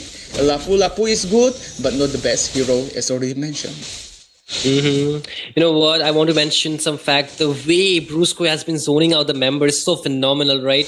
People in the comment section have been saying that he might be the next Apex, but why not the first Brusco from India? There's already one in the MPL, but this might be the next one. Okay, there was an engage, but the Retribution will seal the deal for that purple buff. For Berserk is still maintaining his farm, but he's a level behind compared to Ashbourne, who's been really farming fast, right? And this might be a problem if they do not cut the jungle pathing for this YS. He's gonna hurt, and it's gonna hurt really bad. Okay, mid lane. Oh no, Mintley really chunked low, but again, zoning coming out from the frontliners. You can see Esmeralda not really afraid, not really thinking too much to zone the members out. The Lancelot is still a bit away, but a 50-50, no more. I think this will be a free turtle for Ashbourne. He gets the Retribution done, and a two-man knock along with the feather strike. Berserk is taken down. Direct mid-gap will get a double kill onto his name. The wall so beautifully crafted will stop Elu, and Blair picks up the kill as Lafukabi dominates the match after 5 minutes, 0-4-5 with the goal lead and the objective leads as well. 5-4 going straight up to the side of Lafu, and this looks so good. As already mentioned, I should say it one more time, the draft gap is getting wider and wider, and if Lapu can be played effective in the early phase of the game, what else can they expect? Although Lapu might be my favorite personally for this entire meta particularly, but against an Esmeralda, she is making it feel so bad, and right now even Yi Sanshin is winning over Lapu right now. This doesn't look so good, and the accuracy still lands it so well, and oh my gosh, it's a 6-0 leading coming from the side of Lafukabi. Would this be the same scenario that we have seen just back in the Colosseum Triumph? Lafukabi winning against Step Bros or aka Seoul? Let's see here, it's 6-0. Lafukabi game is being favored to their side a lot, and for the late game insurance, they still got the Harry. Retail might be there, but an Esmeralda is there to consume all of those damage. Yeah, she's more than happy to so-call the damage actually, but again, I feel Grok is the constant annoyance that Team Soul has not been able to deal with because he's really tanky against those physical damage, and the only magic damage that they have is on towards Mintley. But okay, they feather airstrike there, but Zozo already aware that there might be a play from Mintley, gets back onto her feet, not really flying in the air. But again, I feel with the zoning as well as the leads, Lafukabi have been able to maintain the third turtle. There is no way for Soul to actually contest for it. And again, the lead, which was just a 1k to 2k, is now at a staggering 5k and might just even go further more as Soul just might get snowballed into a really quick end because we are just 7 minutes into the game. And you can see the turrets are falling left and right here, Malsam. So how do Soul cope with the damage or the engages coming up from the side of Lafu Kabi? What is their go to? Do they wait for the late game, or do they just answer back with aggression? The only way for the side of Seoul, according to my particular perspective, is to dominate the early to the mid game. According to this draft, I have said it many times, and look at that, he's just so powerful, Ashborn. Oh, no. Although this might be a turnover coming from the side of Notoras, that was a little bit of an extension from Ashborn, literally, but come on, that is just a one kill. That is something that you can't celebrate it, as the goal difference is still 5,000 solid, making sure that both the team might need to make lots of adjustment, but for the side of Lakfu, adjustment, no, they just need to keep on pressuring so that they can grab the easy win, isn't it? And also while they dominate it, they can literally make those perfect execution more. And yeah, talking about the late game, no, Team Seoul can't wait for the late game. Esmeralda, she's going to be so thick. She's going to dive into the backline, and it is going to be so hard for this Kadita and this Iritel to fly around. And if you think about a way that Iritel will play with the Malefic Roar, no, she wouldn't get enough damage, isn't it? And also enough range to punish them. But look at here, the Feather Strike does lands it around, bouncing it around. But wait, right now they are holding it. It's more like a zoning mechanism, isn't it? Yeah, but Brusco wanted to engage on towards Berserk. There comes the wall locking down Ilu. But look at the backline. Lapu wants to go in and try to sustain all that. But the Notorious, how long can he sustain? Because there's 5 members still available. No member gets taken down from either of these teams. However, that was a really close call for both of them. The Lord has not even been up, and so many resources already burned up from both the teams. But we need to clear the waves down because there's so much pressure coming in again. Notorious is to be careful, force out the bravest fighter once again. This is defensively here.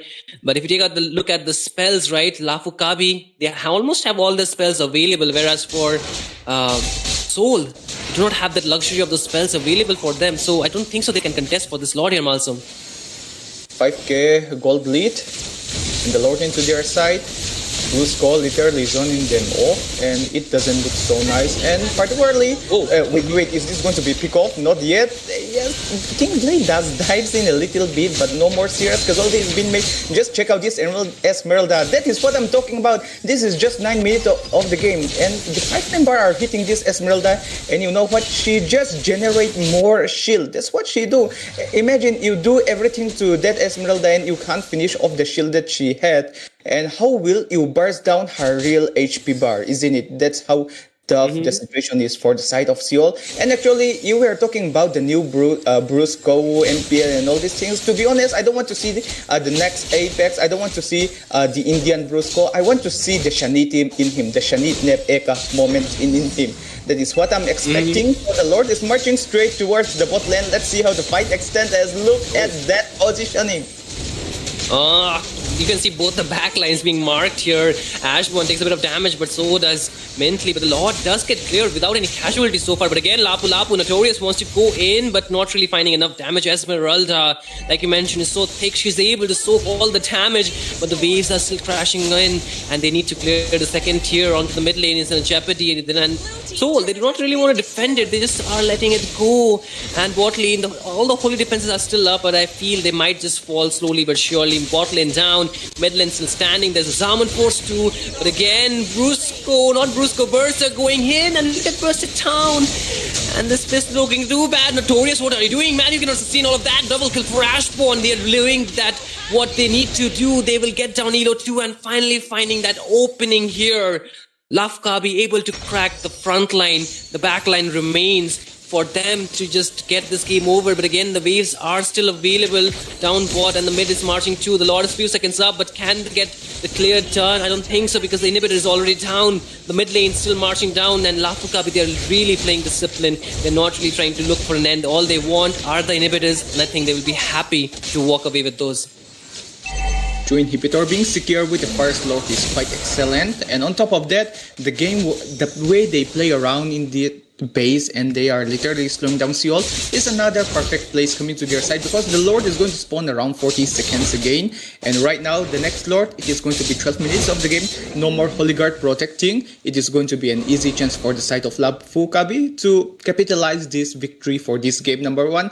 And for the side of Seoul, I am not seeing much bright things for them for this match particularly. Even if this Kadita can land a perfect rough wave, look at against which hero will he land.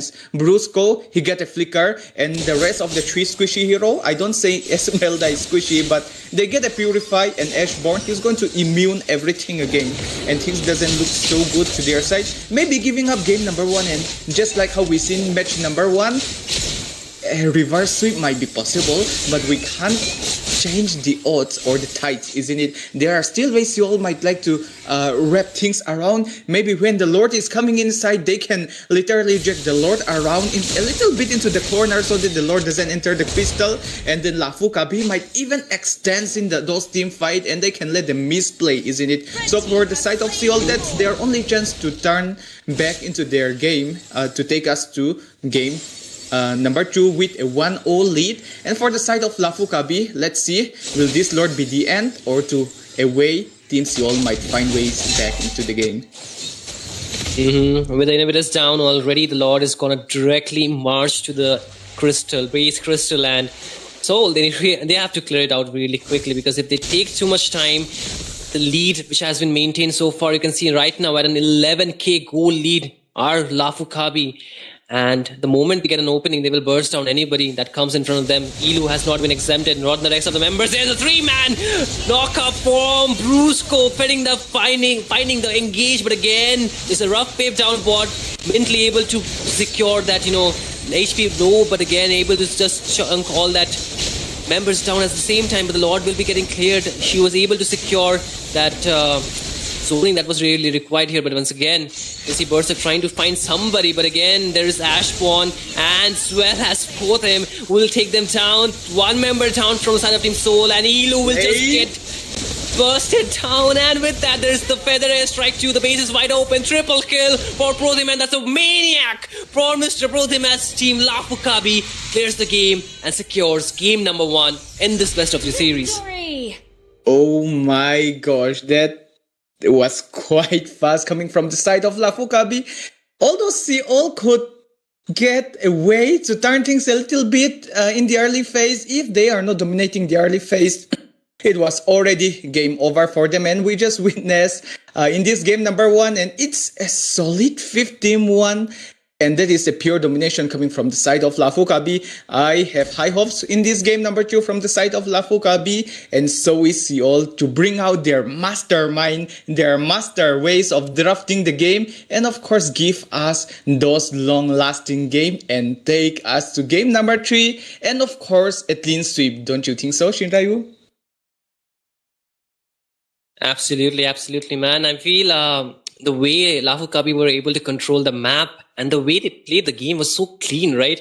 The only time they lost a member was up top. He was isolated, but apart from that, they didn't really give Team Seoul much of a chance to go for a comeback, to capitalize on the mistake, because there were not too many mistakes. Every time, like you mentioned, they engaged. Who do they go on? Brusco has a flicker, the rest 3 has a Purify, and Ashborn is pretty much immune with his first skill, of course. But the main thing is that the draft, how Team Seoul, they drafted it, the way the composition worked was for the pick of the early game dominance. The early game, it was not really controlled by them, and like you mentioned, the late game was not really in their favor. Once the members, they get enough tanky items or the defense items, it was really difficult for Seoul to burst down those members. And you can see the Esmeralda completely bullying the front line, the back line, and the walls from the Grokman, Brusco. Like, he was making this play happen. 3-man knock up, 2-man knock up, the walls locking in 2 to 3 members. Was a beauty to watch. And the rest of the team, all they needed to do was like just follow up Zozo, the direct mid cap, making sure the range is covered, and Pothim securing that maniac, made sure that, the team is like open with the damage, of course. But what I feel like Seoul, they have to do something in this game, because they're not here to lose. Like we always talk about, for every team that are participating here, then nobody's here to lose, right? And they have their own dreams to qualify for the LANs as well. So this is their time to level up, because if you do not level up, you might just get capped here, and you do not want to get capped while you're this close to getting the ticket to the LAN qualifiers, Malsum. Exactly here. And also Seoul, particularly, they used to be the master at drafting, to be honest. Like they always find way to counter draft who counters them and then recounter and then encounter, and they just play around with the drafts so well. They are the master at drafting, I used to call them, but I'm not sure what just happened in that game. Number one, maybe if they just pull it off that Lapu in that first startle fight and, berserk themselves out, just like the name of their jungler for this game. But however, let's see how the game 2 is going to be played. And for game number 1, that was an excellent game coming from the side of Lafukabi. It was a perfect game. Just one mistake, Ashborn, when he was extending a little bit too much and get picked off. It was a 2v1 fight and he literally dragged himself. But at least he died along with one person. It's still a great thing. But oh, come on. It was almost a 14-0 or maybe a 15-0 coming from the side of Lafukabi. Now that we have started the second phase of the game here, let's take a little bit more seriousness into the draft, as here comes the Grok band following up with the CC, and yes, it is going to be a Bakshia coming from the side of Team Lafukabi. And from the side of Team Seoul, we have seen a Lancelot, a 1-1-2, really good mobile hero, and I'm expecting to ban something more like not as Selena, but yes, massive respect to Zozo himself, and yes, you have to respect him a lot because he can always find ways, even tight situation. And here comes Ashborn straighten up with the Yisanshin again here. And for the side of Step Bros, if they are going to pick a Lapu, that is going to be good. That is excellent. That is one of the best hero that they can pick again. But they do need to keep an eye on the Esmeralda that Lafukabi can pick it straight up away. But this time, Ilu decided to go with the Gato. And here comes a Jujin. This is something that someone might like to watch the show or even cast the stream, particularly isn't it? But here comes Zozo with the Eve. And most of the night, I don't want to be... I don't know if I can say it. I don't dare to say it, but I will not say it, but... so much, but... Okay, a Jujin and an Eve, most of the game are the one who are having the win side. There's a high chance of getting the 2-0, but Seoul, I think they can pull it off with this kind of draft coming from the side of Lafukabi. What do you expect to see that from the side as well? I feel, for the side of Lafukabi, they have got a really good mid control with the three of their heroes. There's vision, there is range, and there is like the box as well as a slowdown, immense slowdown that they have locked in. But the same could be not said for not Lafukabi, but for Soul here. They have a really good engage as well as punishment tool, and they have, both the players, that's going to be the EXP as well as the roamer, going in for the engage, whereas Zushin is more of the utility, and she's able to make sure that anybody who overextends or who comes too close to their lineup or to their front line or even to the back line, they are not really given the opportunity to freely deal damage. So that's what the Zushin is there, to have that, punishment available. But what I feel that the damage might be lacking in the early game for team Lafukabi here a little bit, but again, they have the Eve to maintain it. But, a little bit off topic, what I really am enjoying this, like, Sir, what's your we command? know Zozo more for his, Selena and some other signature heroes, right, Malsum? Isn't it? But this tournament, what we are seeing, that he's really evolving as a mid laner, right? He's picking heroes kind of out of his comfort zone, like being a team player out here rather than the solo playmaker, right? And this is really important as a, esports player, because you need to evolve with the team, and the same should be done by rest of the team to compensate that. And I feel this time Soul needs to kind of take that as an inspiration. They need to play as a team. Yes, they did try to make some plays happen in the last match, but did not really go the way they wanted with the draft. But this time I feel they're trying for a more team fight based composition here, which can really give them a lot of reward if it's played or executed right. However, if once again the snowball comes through, it's really difficult to get back on their feet. That might be a problem here. A quick look up on that Arlot. That was really quick, by the way. And I was thinking, and it looks like they are trying to draft for the Fanny as well. for Team Seoul, and it seems Lafukabi are doing their proper research, and of course they will get a really good insight of Team Seoul indeed, because they have already faced each other in multiple tournaments. And Fanny, Blade No Mercy with his Fanny, it is just so good. You can't stop him even if you pick a Franco or even a Kaja. That is how powerful it is. Maybe a Saber might be somehow helpful. That's how powerful it is, guys.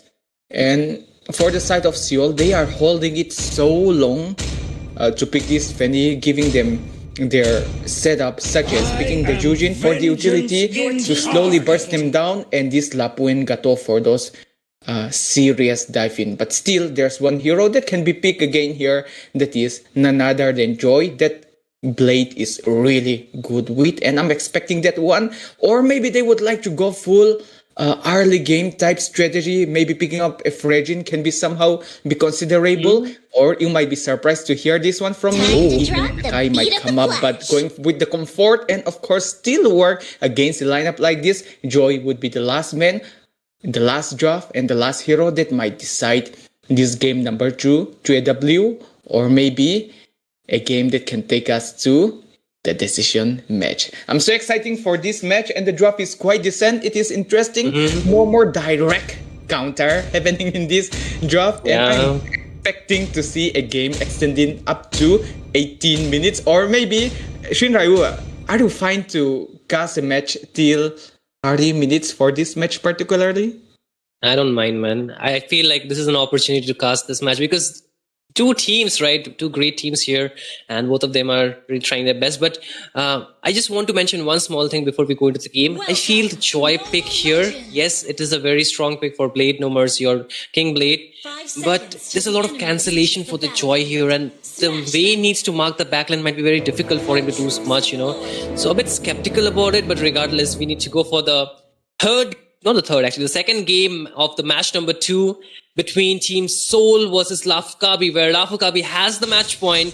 And ladies and gentlemen, you're watching the MEA x FEAI Grand Fest 1, and this is the Mobile Legends 5v5 qualifiers, the LAN qualifiers that you're watching. My name is Shinryu, and I'm joined by Malsam to cast this game. Again, back to you, Malsam. Like, what do you feel about the Joy pick against this kind of composition from Lafukabi? This is exactly Team Seoul are needing, and they are waiting for the entire game maybe. See, Joy with the electrifying beat is just going to be so powerful, can even melt down the high loss to be honest here. And even if a high loss with a revitalize, he's going to get, if high loss is going to get that, use that revitalize, and if somehow Blade can even intercede that deep, of course, an ally is going to be there to back him up. And Ilu and Blade, their connection is so good, okay? You will see very often things like Blade with the Joy would dive in, and then you thought that he has no more escape and he's going to be finished off. Then there comes Ilu with the AOG. That's the synergy, that's the combination that they are going to do now. And after seeing him picking this Joy, I think we might eventually see game number 3. And right now at the X-Lane, there is no direct hero counter happening as well. And yeah, Lapu against a Yi Senshin with the turtle fight might not be the kind of turtle fight that we have seen in game number 1, but in this game number 2, literally different. And look at that, King Blade, would this be a first blood? Oh, what a maneuver coming in from Blade, the dogman. Yes, they went in 2-man in, but the flicker outplay from Blair was a beauty to watch. But again, bot lane, a bit of skirmish happening. The members are chunk low, the gold laner doing what gold laner does, but mid lane, Brusco taking in a lot of damage. There's the electrifying beat and so much HP. There's a pick of 2 from the Zushin, mentally trying to bring back the high loss, but he will be able to eventually walk out of there with the help of the revitalize. He was able to sustain, but the turtle is up, and Lafukabi, they do not have their frontliner at a very healthy HP, so will they concede the turtle will be the question. But it seems like player might be just opening it up already. The Bravest Fire actually being used, but they will be getting spotted. Zozo doing an absolutely phenomenal job, giving the vision with the buffed Eve, who has actually now can give the vision from the bush with the help of his skills, of course. But this is going to be again another 50-50. The frontliners are ready, so are the junglers. Level 5 onto Berserk, and this the RW already dropped down 2-man. Final slash on the backline, but Zozo actually picks up the turtle. Man does not even need a retribution. First blood picked up by the Notorious on towards Blade. Not Blade, but this is the Blair actually. But again, the Lancelot trying to survive, but not enough for him because he's against Zozo. The direct mid gap, he will punish you nevertheless. However, this game number 2, we are seeing a literal eye-opener for the side of Team Seoul, as this is 2-1 Turtle falling to their side, and Berserker or Berserker Fury or even Blade himself there secures a perfect lane clearance. This is going to help them boost up their morale, as well as taking us to game number 3 to prove who is really worthy for that land event. But right now, let's break up that fight a little bit. I was expecting that they would just literally dive straight into Zozo, but look at here, talking about the dive in, they just keep on dashing, but the electrifying beam just hit so hard for him to sustain alone. But look at here, bot lane team fight happening. Elu just get bursted down from the damage coming out. A 1-for-1 trade so far, but there's an EXP laner for rumor that you're talking about. The purple buff invade coming in. Grand Theft Purple with the help of the retribution will be able to secure it, but the same thing being done. Berserk here, they know their opponents too well, they know what to do, but again, Blair is finally back from that timer, wants to go and defend his lane. But I feel this time the match is pretty much on par, because you can see the goal, right? It's not really siding too much towards one team here, Malsum. I mean, the gold won't matter, it's how they make those execution. The draft is quite balanced. Maybe there, at some point there might be a slight lane advantage happening here, particularly to the lane side, like side lane. But come on, it's going to rely deeply on how they are controlling the map, because it is going to be a Gato and a high loss fight coming up. The turtle's going to spawn within a few seconds, and we are going to be so excited because this turtle fight is the second turtle and their score are quite equalized. But look at Ashbourne getting all the free hit, forcing to use the purifying, the ultimate skills of the Jujin right away here. But look at Blade. Oh no, there comes AOG on towards Brusco. Can he survive? But a lot of HP are being chunked down with the help of the RWM. Brusco will fall from the hands of Elu, but Blair really trying his best to get out. He will. And that's a 1-for-1 trade. Elu has to fall even before the turtle has actually taken, but Zozo is actually getting a bit of poke coming out from Mentally, but the turtle is completely untaken. Both the junglers are finally back. The Litho out here, Mentally does not have the Crimson Beacon anymore. Here comes Berserk, and he has the electrifying beat. He will take down Ashpawn. A shutdown on the jungler of Lafukabi, and now they have the turtle priority. Top lane though, a bit of lane exchange, but again it's a marksman versus marksman here. 5-3, but look at that. That's Notorious going straight to Zozo. You know the right man. The checkmate has been made, and right now no jungler is going to be available from the side of Lafukabi. They might still like to engage a little bit, although the real world manipulation isn't going to be there around. But Team Seoul just narrow down the team fight and just comes to a conclusion and secures the turtle. Berserk, that is King Blade himself, getting the 203k there. That is so good.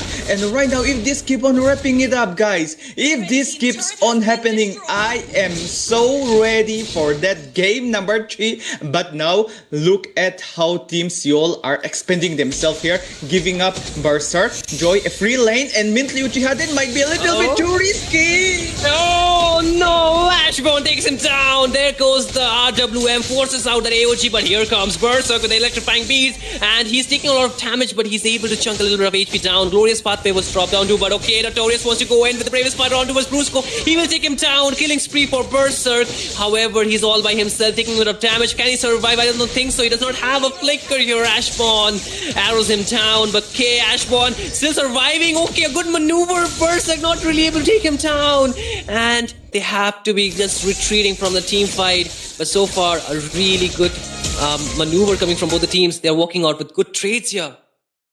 Thinking that Mintli Uchiha, the Jujin dive-in might be a big upset, but still Team Seoul find ways, and at the same time talking about finding way, Team Lafukabi ace the team fight as well. This team fight, this game is just so balanced, and we can even win after 20 minutes, but they might like to play it around with each other. But Brusco position is still literally repositioned, but right now with the help of the Glorious Pathway can help him run away from harm's way and heal up all the high casualty, tons of damage that he just received. This is going to be the third turtle. Just one question: if both the jungler get a chance to press their retribution, which retribution do you think would fall for the W Shin? Zozo's. He has inbuilt retribution, man. You cannot actually just take that turtle away from Zozo. He has already proved that. But again, if you take the actual look in the map, both the junglers are actually level 11. Right now, just picked up level 12 for Berserk. And it's already 8-minute mark, so it's going to be the Lord actually. And the turtle just changed into the Lord. So Pothim is all by himself. Gets the poke from Toby. It's a bit of damage. Gets the Spear of Misery. But again, Berserk wants to go in. Does not really find the angle there. So he completely missed. Here comes the evil, the Blade, the Dogman. He's just trying to mark down Blade, but able to walk out with the dashes here. But again, Elu is kind of stuck. Brusco is trying to slow him down, but it seems like there will be no trades off for both the teams. A bit of skills used up, of course, but the Lord will be the main contest for both these teams as they are making their way towards the Lord pit here. Discipline plays is all that they need. Even an overextend can be touched out by the side of Seal. Team Lafukapi are not controlling the macro particularly. Those flashes, those fights, they still find ways, but look at that flicker play! Oh no, Notorious wants to zone the members out. The Lord was the mark, but RWM was used by Zozo, but Blade wants to mark down the low HP target. The final slash not really connecting. The evil player man. There, the Dogman actually will be falling here. Brusco gets taken down by the Toby and Ashbond too, finding a shutdown double kill, but Protein will find one shutdown too alongside Zozo. It's a 3-4-3 trade. Two members standing. Notorious wants to go back in. Zozo does not have the flicker. He is still trying to maneuver his way out with the help of the shield that he gets with his passive. But Toby is here too. The minions are marching in, but they will not find the targets they were looking for. Notorious being low, so he has to force out. The Lord still not taken by either of these teams. Still being a point of contest, but the trades off after almost 10 minutes is a 8-4-9 trade, or scores for both these teams with the gold almost equal here. Everything is almost equal each time, and if there's a difference, look at the turret being taken. It is just one difference. Scoreboard even one difference, and the gold maybe a few hundred difference only. That's how balanced this game is. And by the way, I am so happy to see that Lapu Lapu doesn't get a direct counter this time, and we can enjoy the entire show of how dangerous this Lapu Lapu can be. But for now, Ilu just got tons of damage from Zozo and Ashborn, and just imagine how much damage that two hero can deal just in a blink of an eye. Imagine getting their entire free hit, but look at the Lord. It is about to be chunked off the rest with the Blave's Warrior. Now he wants to go in. That's why he completely missed. The Lord is at a healthy HP, but again the backline is trying to be maintained, but push is coming down from the bot lane. The Lord will be secured by Berserk, but they lose one member. 1-for-1 trade. EXP for Roamer, but the bot lane get completely pushed by both him. Lafu Kavi here doing an absolutely phenomenal job, and so did Lapu onto the backline of Lafu Kavi here. Really confusing, man. It's like a tongue twister at this point. Trust me, Malsum. It's a way to improve ourselves. Maybe we are never too late for improvement, isn't it? And yeah, never late for improvement, and it is never too late for the side of Team Seoul to come back and qualify for the LAN event in the MEA FEAI Grand Fest Season 1. 3 teams has qualified so far. Let's see which team is coming up next. But do keep in mind, Lafuka B already secured the match point mid lane. It would be really free, but however, with all those poking potential that the side of Team Lafuka B had, they can literally clear the mid lane with ease. But for the bot lane, it is going to be the Lord lane here, and Moskov getting all the free hits, and each angle, if we are focusing it particularly, there are lots of things that is going to happen around here, and maybe some sort of setup is being made is being necessary. But just in case, we need to highlight it, that Lord fight, although it was a Roman EXP lane trade out there, Team Seoul were the one who secures the Lord. That helps them, allow them to push it a little bit farther. But Moskov with Potim, I hope I pronounced correctly because I don't want to pronounce him like Politin or something, was getting the chance to secure it here, but look at it, OG. Oh, what? Brusco get gunned down by Toby, and right now there's the SOD does connect onto the member of Soul, but they do not want to continue this fight anymore longer. But again, I feel Soul still have a very good chance, right? They are able to fight back and currently kind of get some gold onto themselves. So the members have enough damage to punish any team fight that actually happens. It's only about time. The objective spawns here, Malsum, and they might just go at it again. It relies a lot on the Lord for me, if you ask me. See, if there's no Lord, if there's no turtle, both teams are not making any movement. They're just waiting for each other. And even if there's something that is about to happen here, they know the position of each other. See, Lapu also running away with the Bravest Warrior, or maybe extending with the Bravest Warrior. That's how they just play around for now, because objective matters a lot, and this is going to cost either of the team for this LAN event. One can get a win, and one needs to take us to the best of 3 series. And Brusco and Berserker with the B name doesn't found each other. That's a safe play for now, but the side of Lapuka, we might like to set it up at the top lane here. Look at that. There might be some connection happening from Moskov and Hylos, but he got... Oh, yes, Odin says that... Oh, that mess might cost them. Would it cost them? But not yet. The Lord is still valid. Yes, the Lord is still valid. No one is engaging.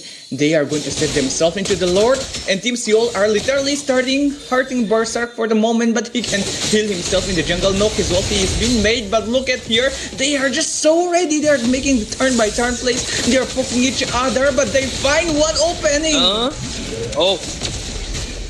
No, Elu gets stunned but able to get out with the AOG, of course. The HP bar are really low. You can see the slowdown as well as the damage coming out. But mentally might be 2 in front. Yes, he gets taken down. Notorious two members down from the side of Team Soul. They're trying to recall back because their HP bars are really low. Cape Toby trying to make a play happen and he guns down player. But Lord will be slain by Team Lafukabi or Ashmon still in control. So his both aim is taking down Berserk with the damage. It doesn't really stop, and the stun on towards Toby. He gets taken down too. And with him being taken down, this might be the downfall of the dreams for Soul to qualify out here in the first slot. But again, their dreams are not really stopping yet because the death timers are really low. The members might be back, but Team Rafukabi are really trying to push the mid lane inhibitor already down. AOG is going in, but able to immune a lot of damage onto Elu. He will be falling. Brusco takes him down, but Brusco falls him too. Notorious wanted to go in, but the damage from Ashmon is already online. He will be falling too, as you can see. Mentally trying to zone. The waves are cleared, but the Lord is still due. And it's just a few seconds for 2 more members to spawn in, but the top lane will be cleared out. Mentally might be falling here. The base is wide open. They're really knocking it down. Out of them falling to Berserk. Can you clear it down? I don't think so, because Team Lafukabi will be clearing the game with a clean sweep, getting the sweet 2-0 victory and qualifying for the LAN of the MEX FEAI Grand Fest 1. Oh my gosh, 2024, we have this same kind of scenario, and we are seeing it again in 2025. Lafukabi stand tall again in the end. What a play, what a game, what a matchup coming from both parties. And Seoul, they were just so close to take us to game number 3, but that Lord fight, before the Lord fight that they had made, while Blade Joy was farming, or shall we even call it like healing himself up in the jungle, that opening that Team Lafukabi were building, they take the opportunity and they dives in and keeps on securing one after kills, and in the end they keep on pushing it, securing the Lord, and non-stop hitting those crystal allow them to secure this 2-0 victory for the LAN qualifier. Congratulations for Team Lafukabi. They are the 4th team that qualify for this LAN event in Ardeng Trauma Hall, Mizoram Aizawl. And if there's anyone who plans to come to Mizoram by any chance, guys, it is on October 16, 17, and 18. Make sure you get your ticket in advance. And of course, Railway was officially launched by our respected Narendra Modi. So we can assure that a railway supply is going to be there, hoping to see lots of fans in Ardeng Trauma Hall itself. And yes, guys, we would like to extend a little bit longer and would like to enjoy with you guys as well. But that is all for tonight's show. Thank you so much for passing by and watching. But just in case for some of us who are still staying and doesn't know what is with this tournament, the tournament that you are watching right now is the MEX FEAI Grand Fest Season 1 in the MOBA 5v5 category. And when we are talking about the category particularly, we do not have only just one game. It is a multiple gaming tournament. And if you want to check out all of those tournament details, make sure you check out in the Mizo Esports Association in the Instagram page. And also if you want to follow up more of those news update, everything is included there. And in this particular channel, it would be this MOBA 5v5 live stream, of course the LAN event and other live stream, which will start maybe next week or maybe this coming week as well. And with that being said, I'm Malsom, and with me, beside me, those amazing hype moment is none other than Shin Ryu, who also is our LAN caster as well. Thank you so much, everyone. That is all for tonight.